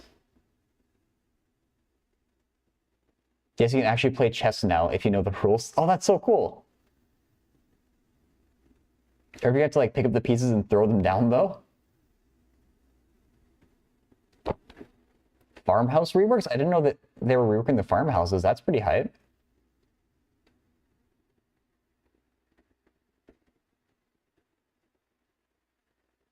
The weather from outside might make its way inside during gameplay? Ooh.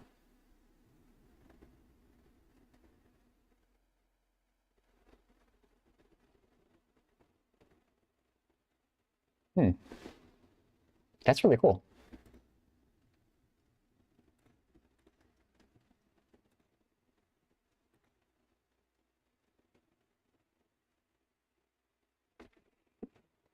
We still have z left over, then z has to get just z 2 over 2.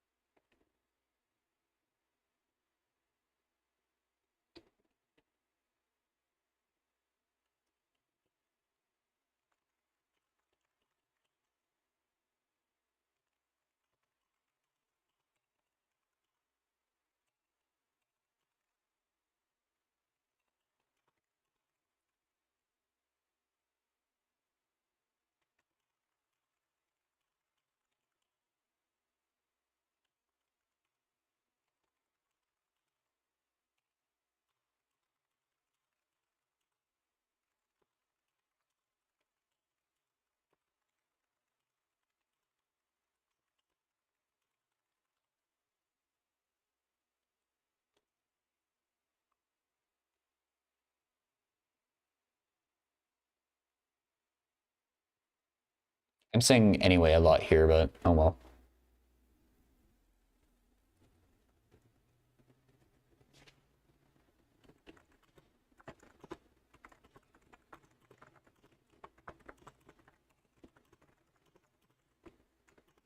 Into one of the equations, one of the two equations with just z and y to get y.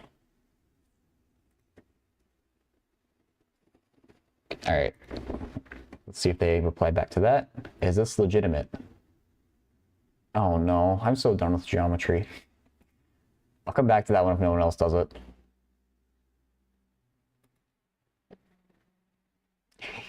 Sorry, Jed. It's a geometry proof too.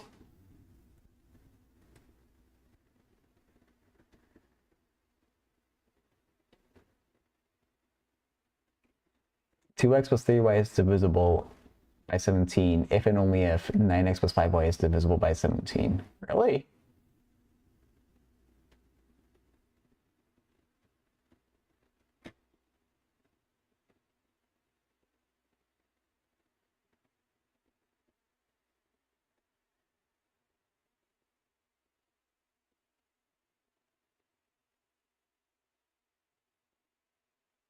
Just arbitrarily putting a 13 here. I assume it's going to be for a purpose later on, though.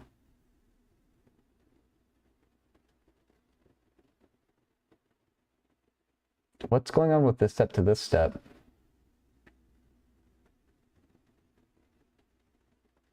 Dude, I don't know.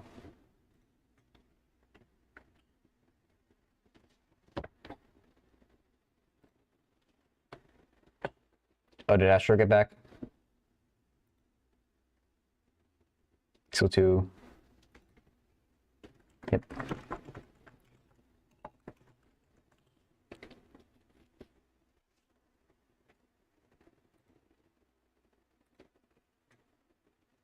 Find an interval for over which the graph is traced only once. Find the period of this?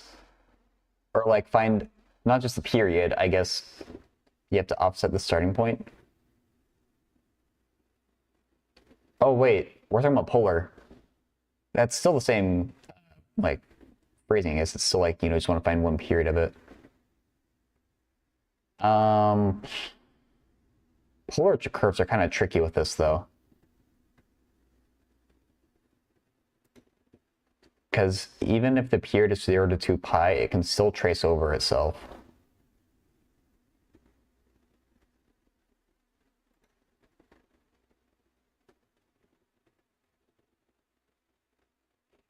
I think they just know that 2 minus 5 cosine theta is a circle.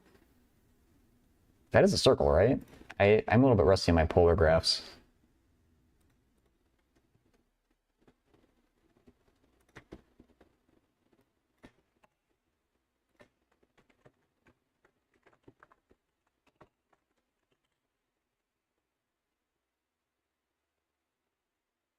Oh, it's a cardioid. What makes it a cardioid? Is it the 2 minus part? It is. Okay. Oh, but I just did Control Z without even thinking about it, and Control Z actually works in Wolfram. That's kind of cool. I assume that they just know that this graph's a cardioid and that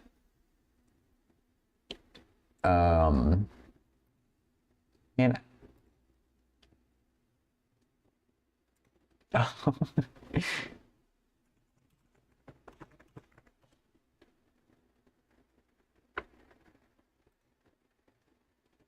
This is actually a good question. How do you know? I basically just plug in values and look at it. It's like I would try plugging in theta equals 0 and you would get -3.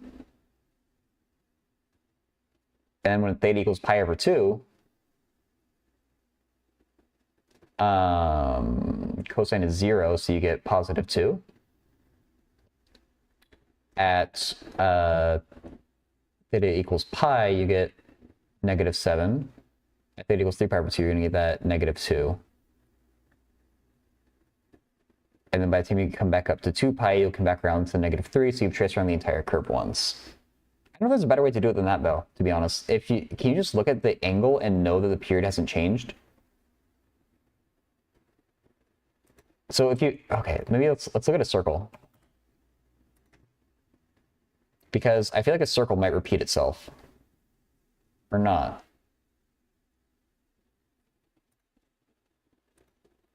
This question has me curious.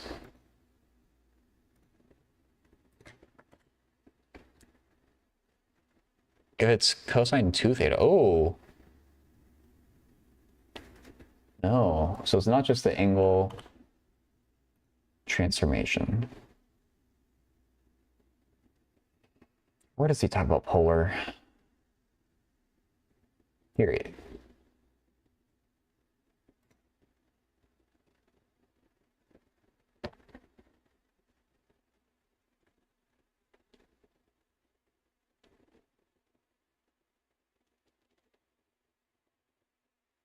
Because I can tell the person how I do it, but I'd rather, like, figure out a trick for it.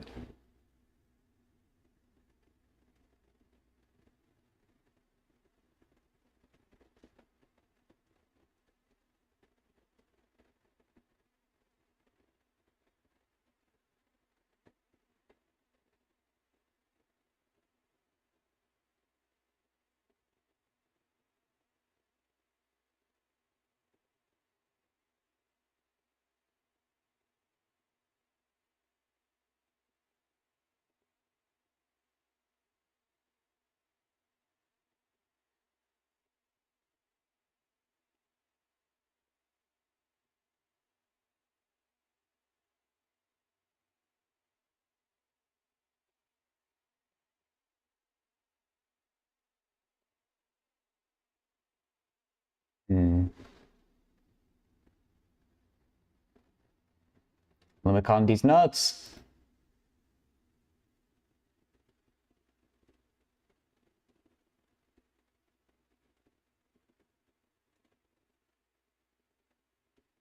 Oh wait, this is a limicon, not a cardioid.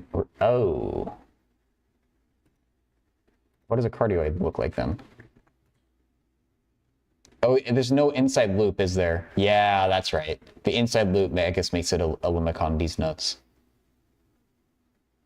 Interesting. Okay, limicon without an inner loop.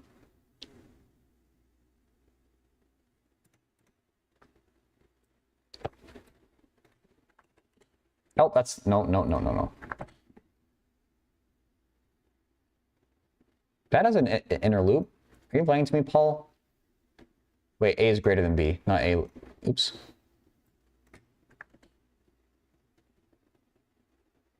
Paul would never lie to me. So why isn't that a cardioid? I don't know. I guess cardioids have to have those two equal. They don't say it doesn't say anything about the period though. Doesn't touch the origin. Oh. Yeah, you're right, Jeff. I could just read and find out the answer to my question.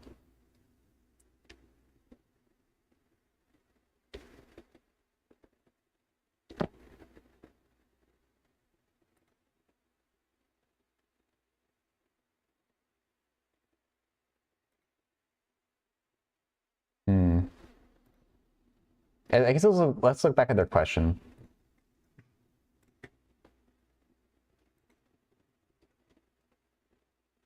I guess you could set it equal to 0 and just figure out what those solutions are. Or like set r equal to some constant number and find out how long it is until you get back to that same angle. What happens for it here though?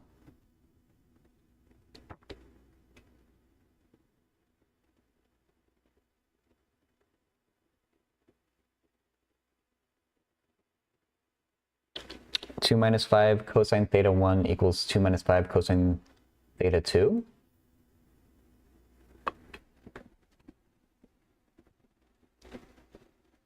Wouldn't you get...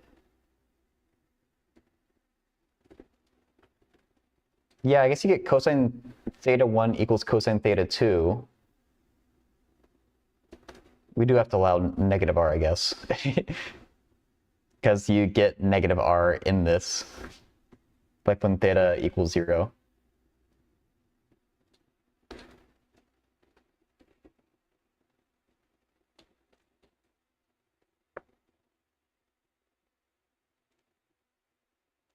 I might just try taking r equals 0 and finding out what the solutions are. So like for this one, you get theta equals, when r equals, oh no, do you want r, this, no, this one doesn't even contain r equals 0, does it? I think you want to take theta equals 0, find out what that r is, and then take that r and solve it back for theta. The 13 thing? What 13 thing? Oh, the divisibility thing, Jed?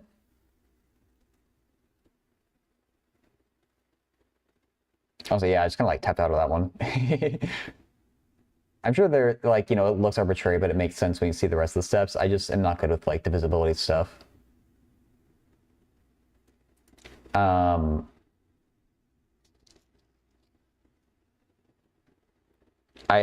want to try and figure out this polar one because I really like polar coordinates. But if you want to talk about that one after,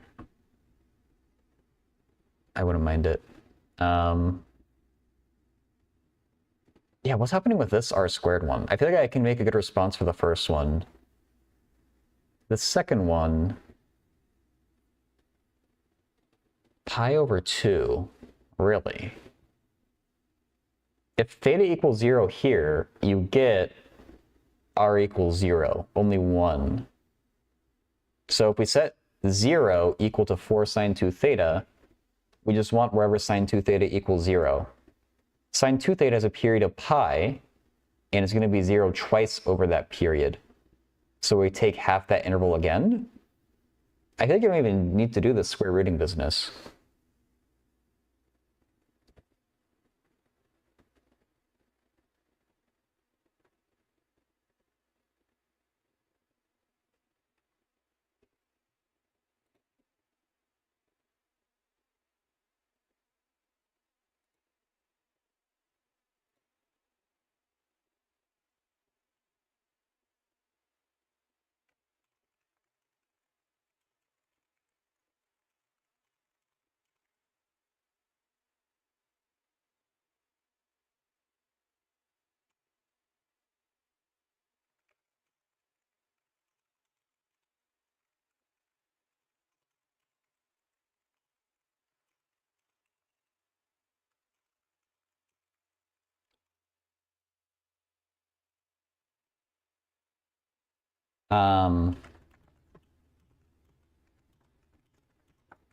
Choose a fixed point on the curve and figure out how long it takes to get back to that same point. With the first one, r equals 2 minus 5 cosine theta, I just took theta equals 0 to see what r would be. In this case, r equals -3. Then I plugged in r equals -3 to see when the next, or to end and solve for theta. So we'll figure out the next time we hit r equals -3. If -3 equals 2 minus 5 cosine theta, then cosine theta equals 1.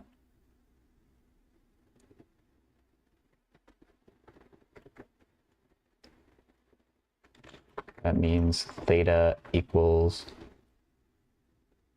cosine is 1 only at 0, 2 pi, 4 pi, -2 pi.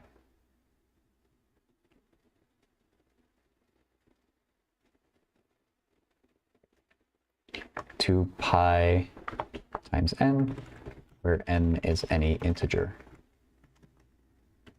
This includes theta equals 0, so we can take n equals 1 to get theta equals 2 pi,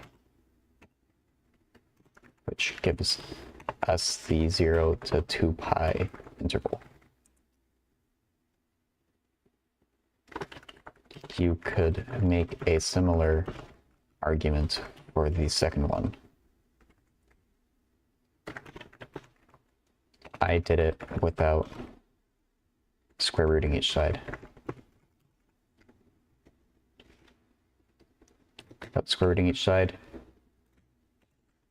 So I'm not sure where they were going with that.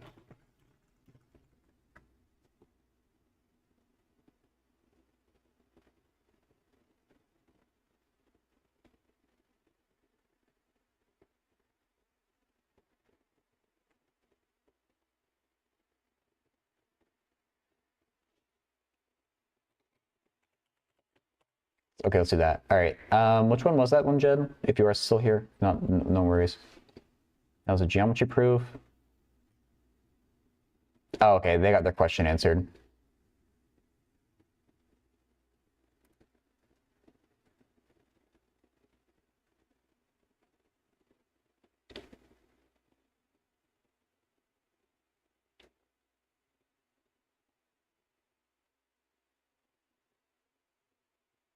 Hmm.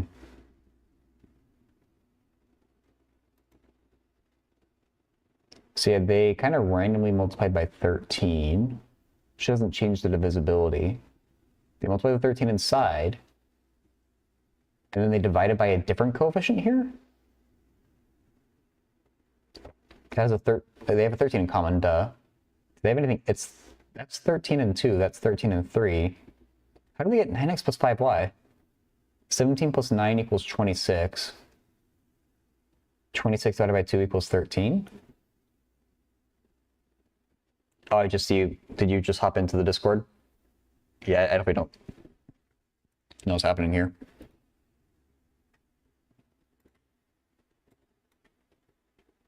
Hello, hello? Hey. So what I think they did, okay, so they basically took the 9x. They're trying to get from the 2x to the 9x, right?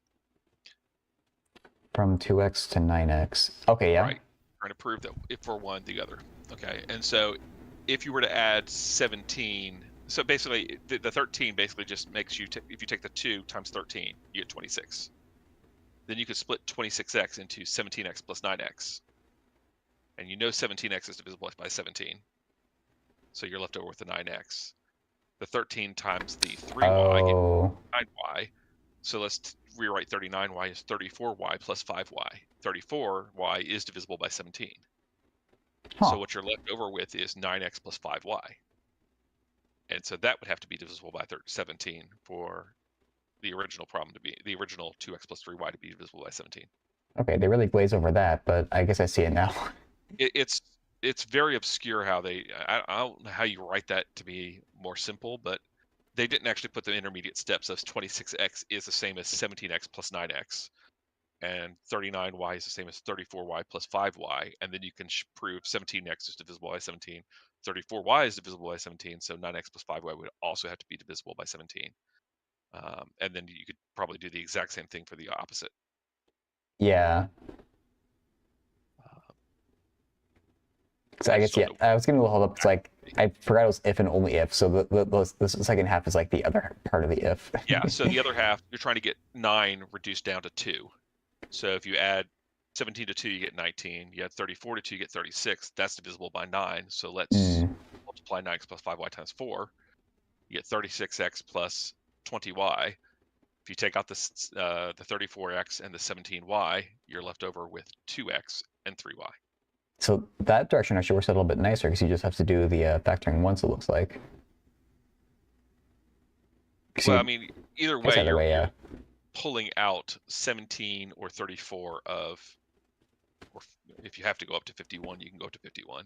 So you're basically splitting those x terms into two pieces, one that is obviously divisible by 17, and then whatever the leftover is. Okay, that's kind of neat.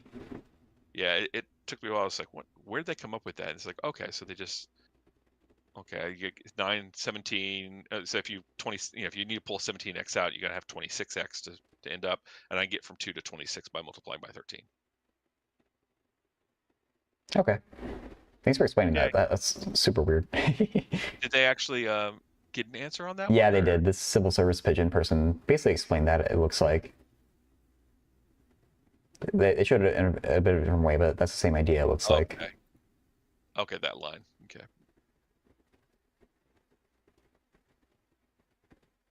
Then they talk about some random other question that's separate. That one does not look fun. I don't know how you do that, but that's not correct though. Oh, it's not? 13 plus 13 times 5y is 65y, and you subtract 17y, you don't get 5y. Okay, well they glaze over that part too, I guess, for the divisibility. They completely glaze over that. It's supposed to be 17 minus 17x plus minus 34y. You're right. Yeah, as they wrote it, it's not right. It's still the right idea, that but statement is completely wrong. Yeah. Um. Oh wait, the OP never even. They They didn't. just marked They yes. Okay, this person just completely hijacked the thread. I guess I didn't even realize that. Oh well. yeah. I, th That's I weird, think I but got their answer. all right. Yeah, Okay. but I don't know why that latex that didn't prove anything. It's latex. Okay. I don't know why. Actually, we just hold on someone's stream. It has an It X, wasn't but it's me. pronounced like a Sorry. K for some reason. Really? Okay. Cool. Yeah. Latex. One of these days, you'll become an expert. Well, I never had to use that. You know, I did this kind of stuff before computers. We plugged it into our HP 48G or our TI 81, and we were happy. Oh God, TI. Well, I had a The TI blue one, 84, I yeah, think. the blue one, Blue one. the one that didn't make noise, that didn't come in color. Mine, I I st was on I a still TI have it. 82. I gave it I to my don't high know. schooler. Oh, nice. I think I gave mine away to some other college student. I He's doubt I not getting still have my mine. 48 though. My HP 48. That thing plays music. Oh, that's cool. What the hell? We programmed our school fight song into it, so we can push a button. It'll actually play the school fight song. I like that. That's all I had. All right. Well, thank you. Yep. Okay.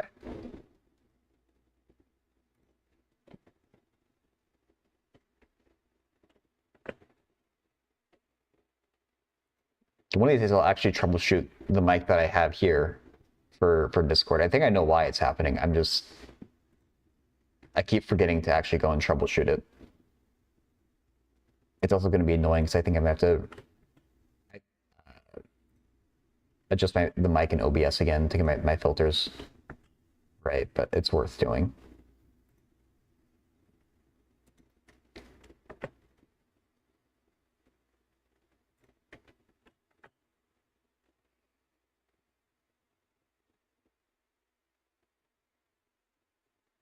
I don't know what the maximal solutions part is. Like, are they trying to find the critical points of y?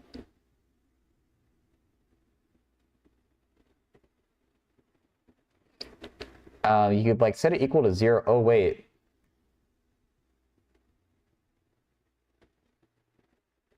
I don't really know. I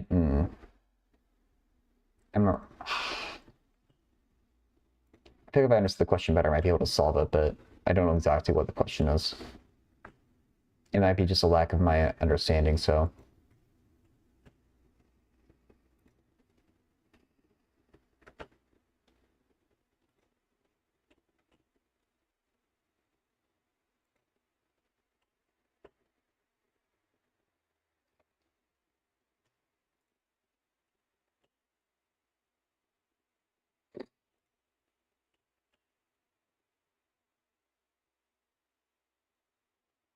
Really?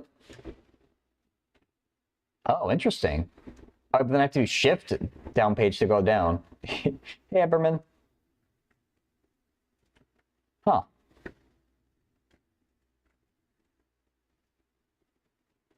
Oh, no. Starting from B1 equals B3? Wait, one's an angle. What? Oh, this angle B1 is equal to that angle B3? I hate everything about this.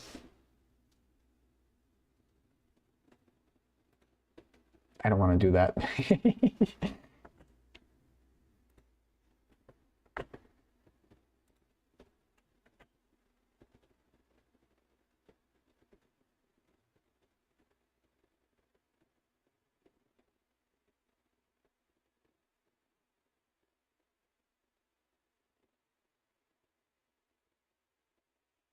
Autocorrelation. Oh, I don't know this stuff.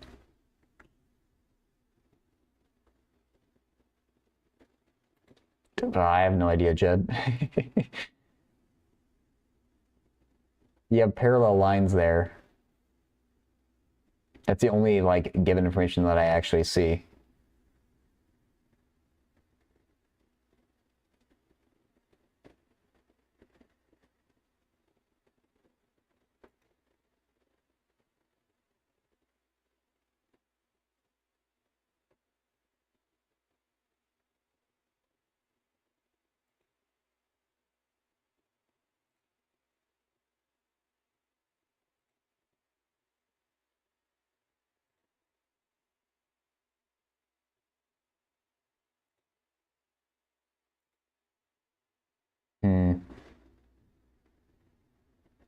There's not too much else that I really want to, or maybe even can do on this Discord. Do we have anything new on Reddit?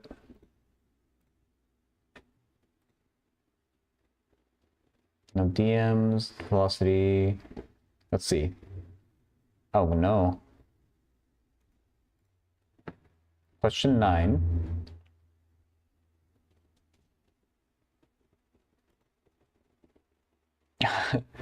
The initial velocity of the motorcycle. We don't have coordinates for any of these.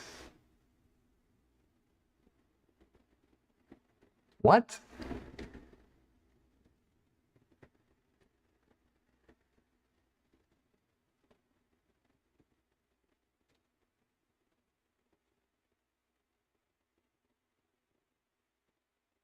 So the velocity, it should be the slope of this little line here, but we don't have any coordinates to go off of.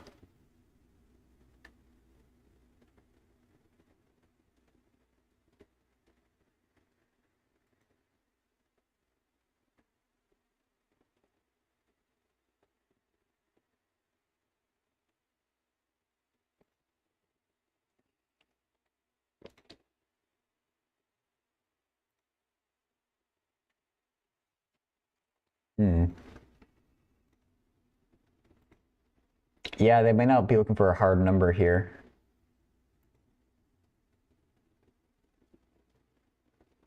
Are you supposed to like eyeball it based off the angle of the line?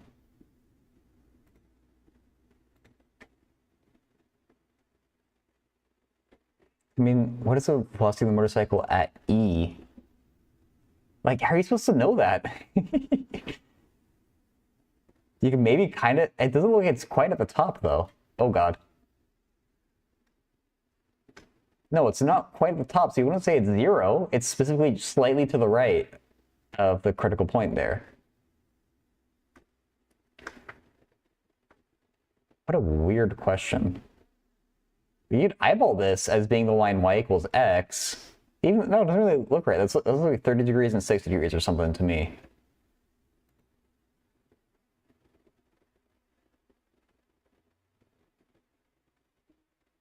So actually, well, I guess for A, it'd be constant because it looks like a line. Oh, that's true, Jed. We don't even know the scale. I guess we kind of know the scale for X, it ends at 30, because they say it's a 30-minute motorcycle trip. Assuming the graph is in minutes, I guess. By the way, I don't really, well, I don't know. So we could say, like, for A, it's constant. Velocity of the motorcycle at E? I guess it'd be decreasing. Yeah. Because it's kind of like on a curve. The tangent is facing down. Going faster at A or at D? Oh. Velocity is negative. You're right. Increasing velocity in negative. Okay. Yeah. Okay. And it's like going. Okay. From the origin to A, you're going to constant speed. Speed up a little bit. God. This is so subjective, I feel like.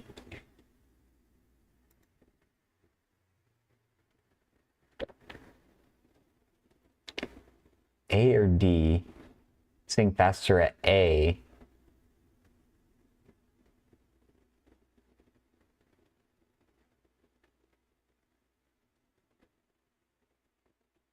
That's not that clear cut to me. A or D?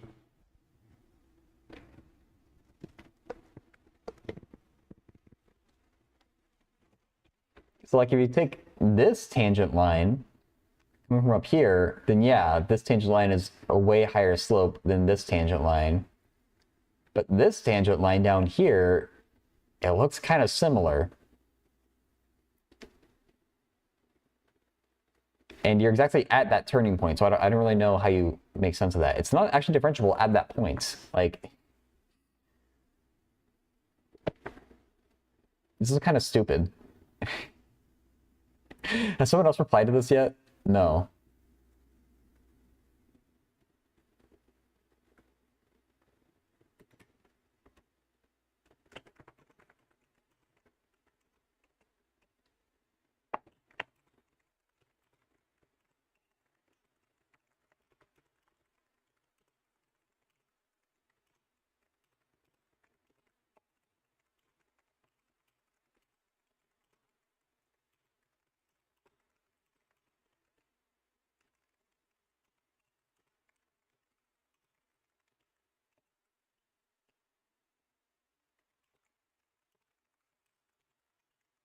For A, or for part A, I'd say the initial velocity is constant because from the origin to A, the position is a straight line.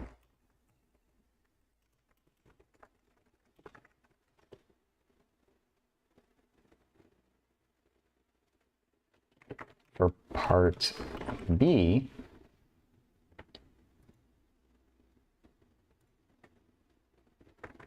the velocity is increasing in the negative direction because the slope of the tangent lines there are negative and getting steeper.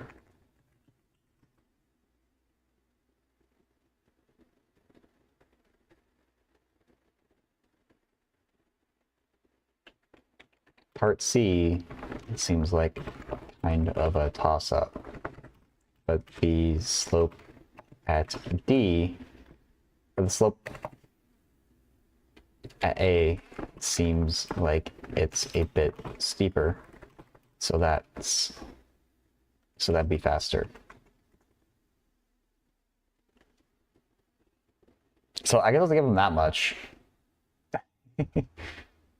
I don't know what else you can possibly do with that question. It's kind of weird.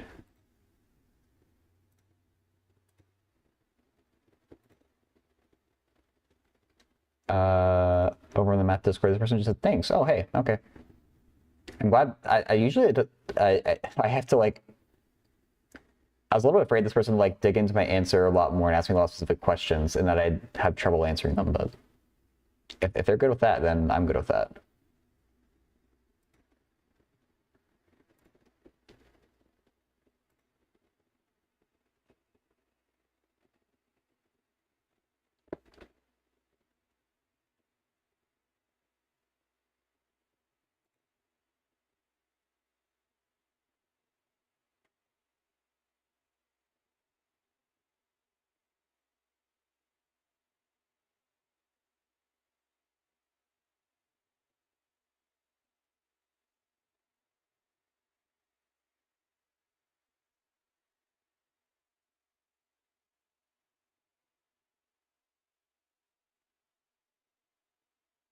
I don't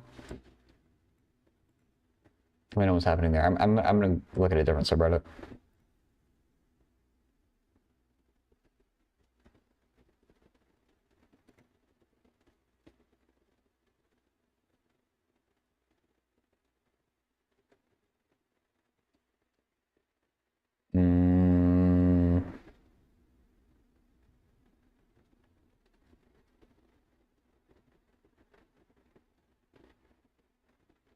That's a weird question. I don't know. Let's go to the limit on the. What's that, Jed?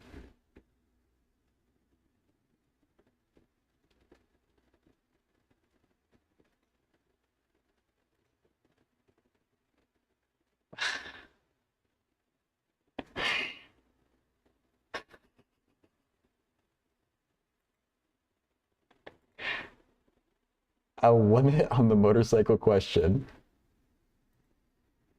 I was thinking it's kind of a weirdly shaped graph.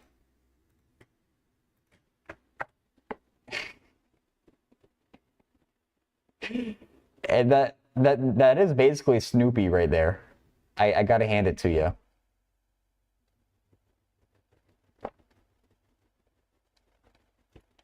Yeah, I mean, I'm not amused with the question either. That's kind of the appropriate facial expression for that question.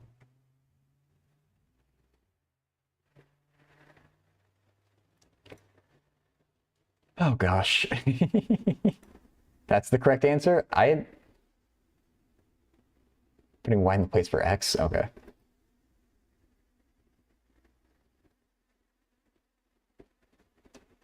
You know, I mean, I think that answer, the question is not very worthwhile in the first place, so I think that's a valid answer.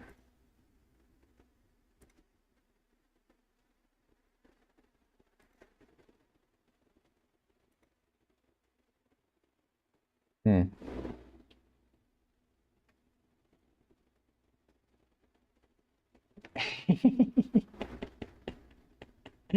That was good, Jed. I'm not trying to take anything away from you. Um,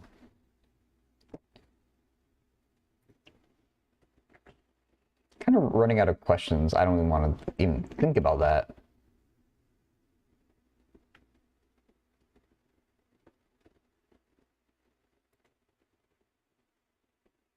I guess we just have to do geometry today, even if I don't want to. AE is the angle bisector of BAC. They're drawn so they look similar. I don't know if they actually are going to be. Actually, oh, you might be able to prove similarity. Because angle, side? They want the length of DE. Interesting. Angle. Oh yeah, angle. Same exact distinction that we just made. I mean, it's also angle side though. No, it's not angle side. I don't know.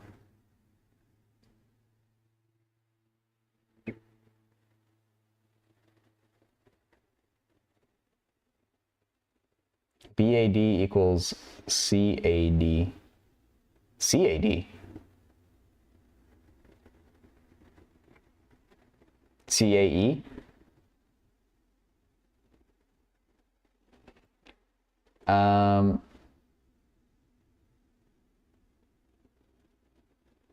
Oh, wait, you're talking about the angles. Angles. Oops, I was thinking triangles. Like those two triangles aren't equal. In triangle CAD isn't even drawn. But yeah, no, the angle bisector, duh.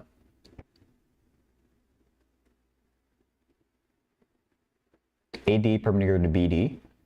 Good. A perpendicular to EC. Also good. AB is 9, BD is 3.4, EC is 4.9. So we have to figure out. We can figure out AD off the bat using Pythagorean theorem. And then we can do 3.4, 4.9, that side and that side. We don't even need the 9, do we? Probably do need the 9, right? I don't know. Let's do Pythagorean theorem first. What's happening here? So 9 squared minus 3.4 squared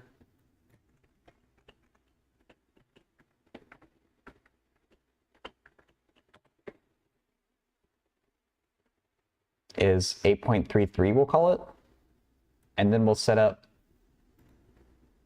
I hate that it's not the exact result, but it's going to be irrational, so. And we'll pull from out, but it doesn't give it to me, then until I get it for myself. So then we know what AD is. So we can just do 3.4 over 4.9 equals 8.3 over x, right?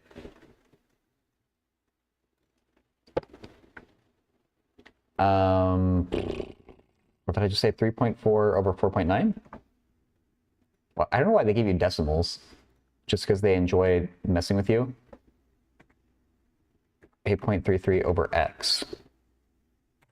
Solve that for x. X is basically 12.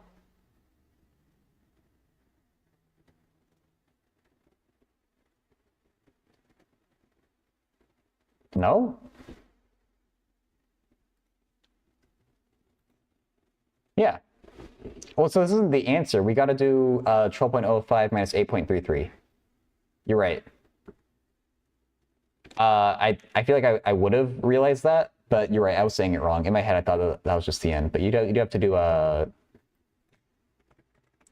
05 minus 8.33. That's the way that I was planning to do this, that I didn't do a good job of actually saying. So 3.675. Okay.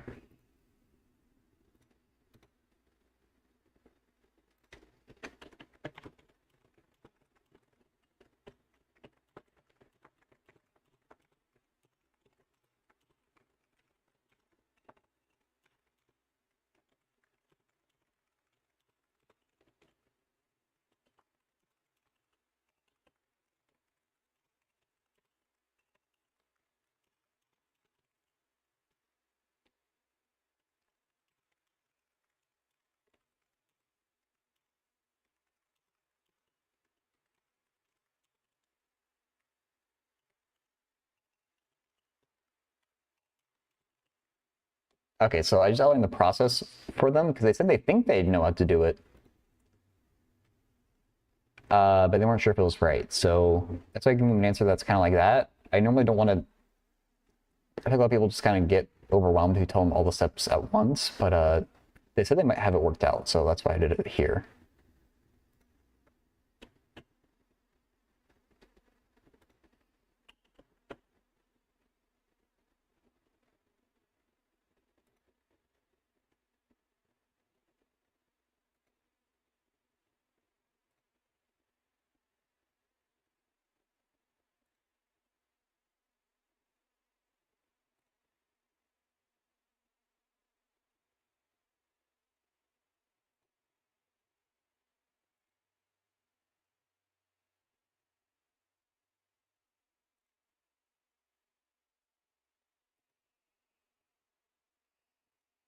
I kind of just want to Google maximal solution to ODE, see if that means something in particular.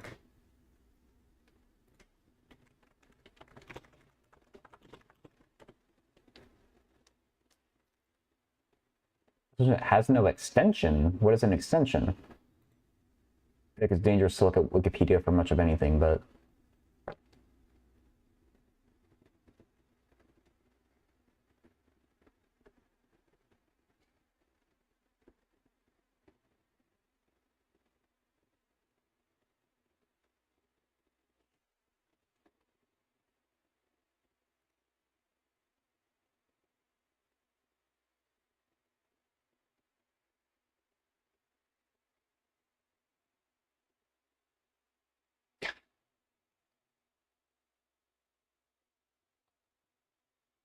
it has to do with the interval that the solution is defined on, and that there is no bigger interval that has a solution. I don't know how you prove that. I never had to do that before with the differential equation. So I don't think a person's question is enough in my wheelhouse for me to try to do it.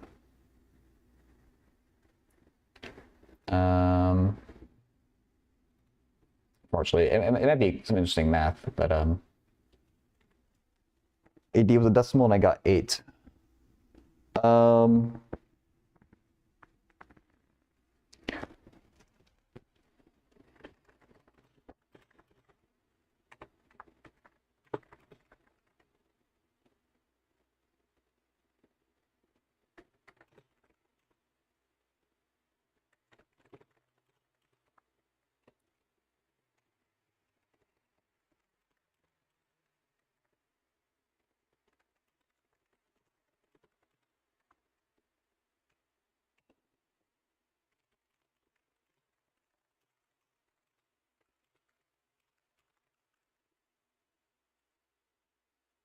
3.676. Approximately that. We might have rounded differently, Jed, but approximately 3.675 is what I got.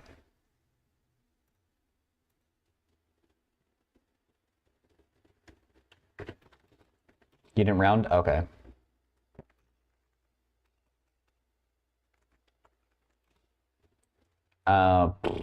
3.4 over 4.9 equals 8.33 over AE.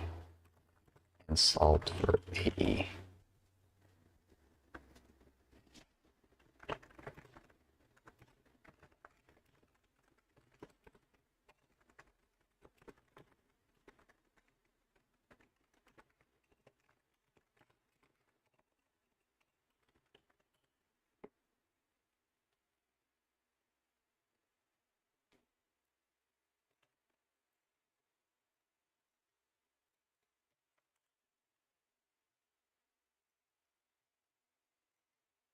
Oh, I see. Yeah. So same thing, we just round different. I think rounding down to 8 is a little bit much for me personally, but if the teacher said that they can do that, then I'm not going to tell them they're wrong.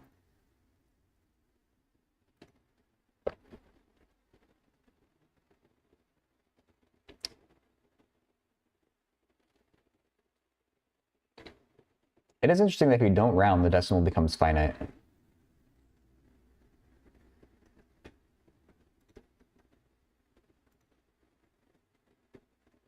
We sure will think that. Yep. Just silently judge, not say your judgment out loud.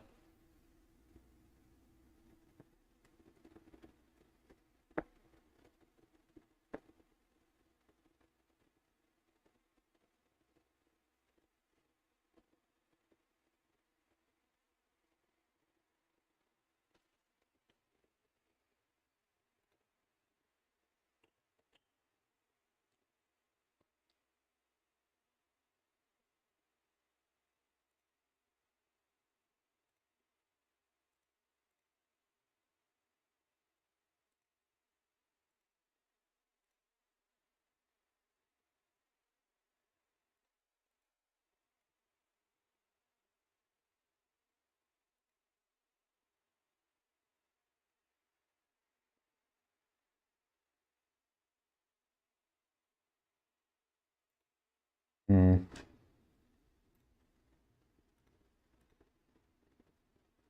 For the new on Reddit.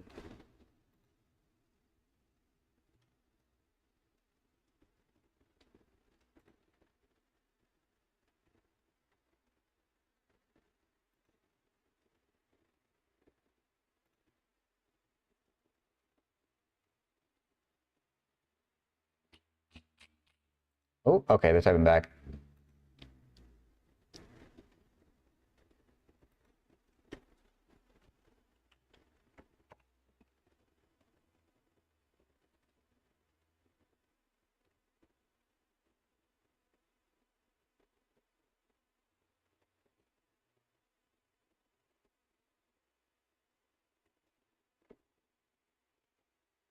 Uh, yeah, if you're running to 8.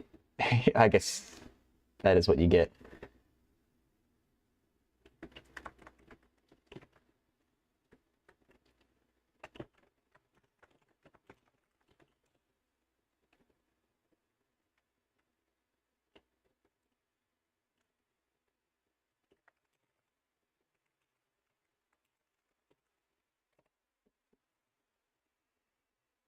Okay. Let's see, they're typing something else.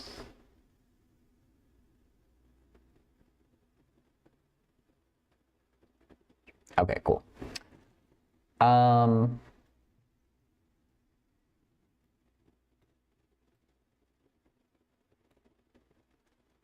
right. Well, we're kind of at the, like, if there aren't any other questions I can find for the day, and I'm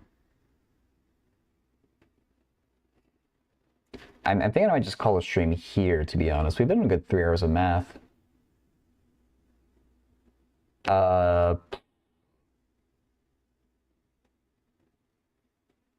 Normally I go and play a game, but I don't know, I kind of just want to take a break because I streamed 6 days this week.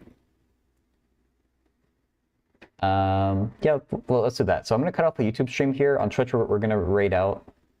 But if you're on YouTube, I appreciate you. I'll see you around. I'll be back on Tuesday with more math. And goodbye, YouTube.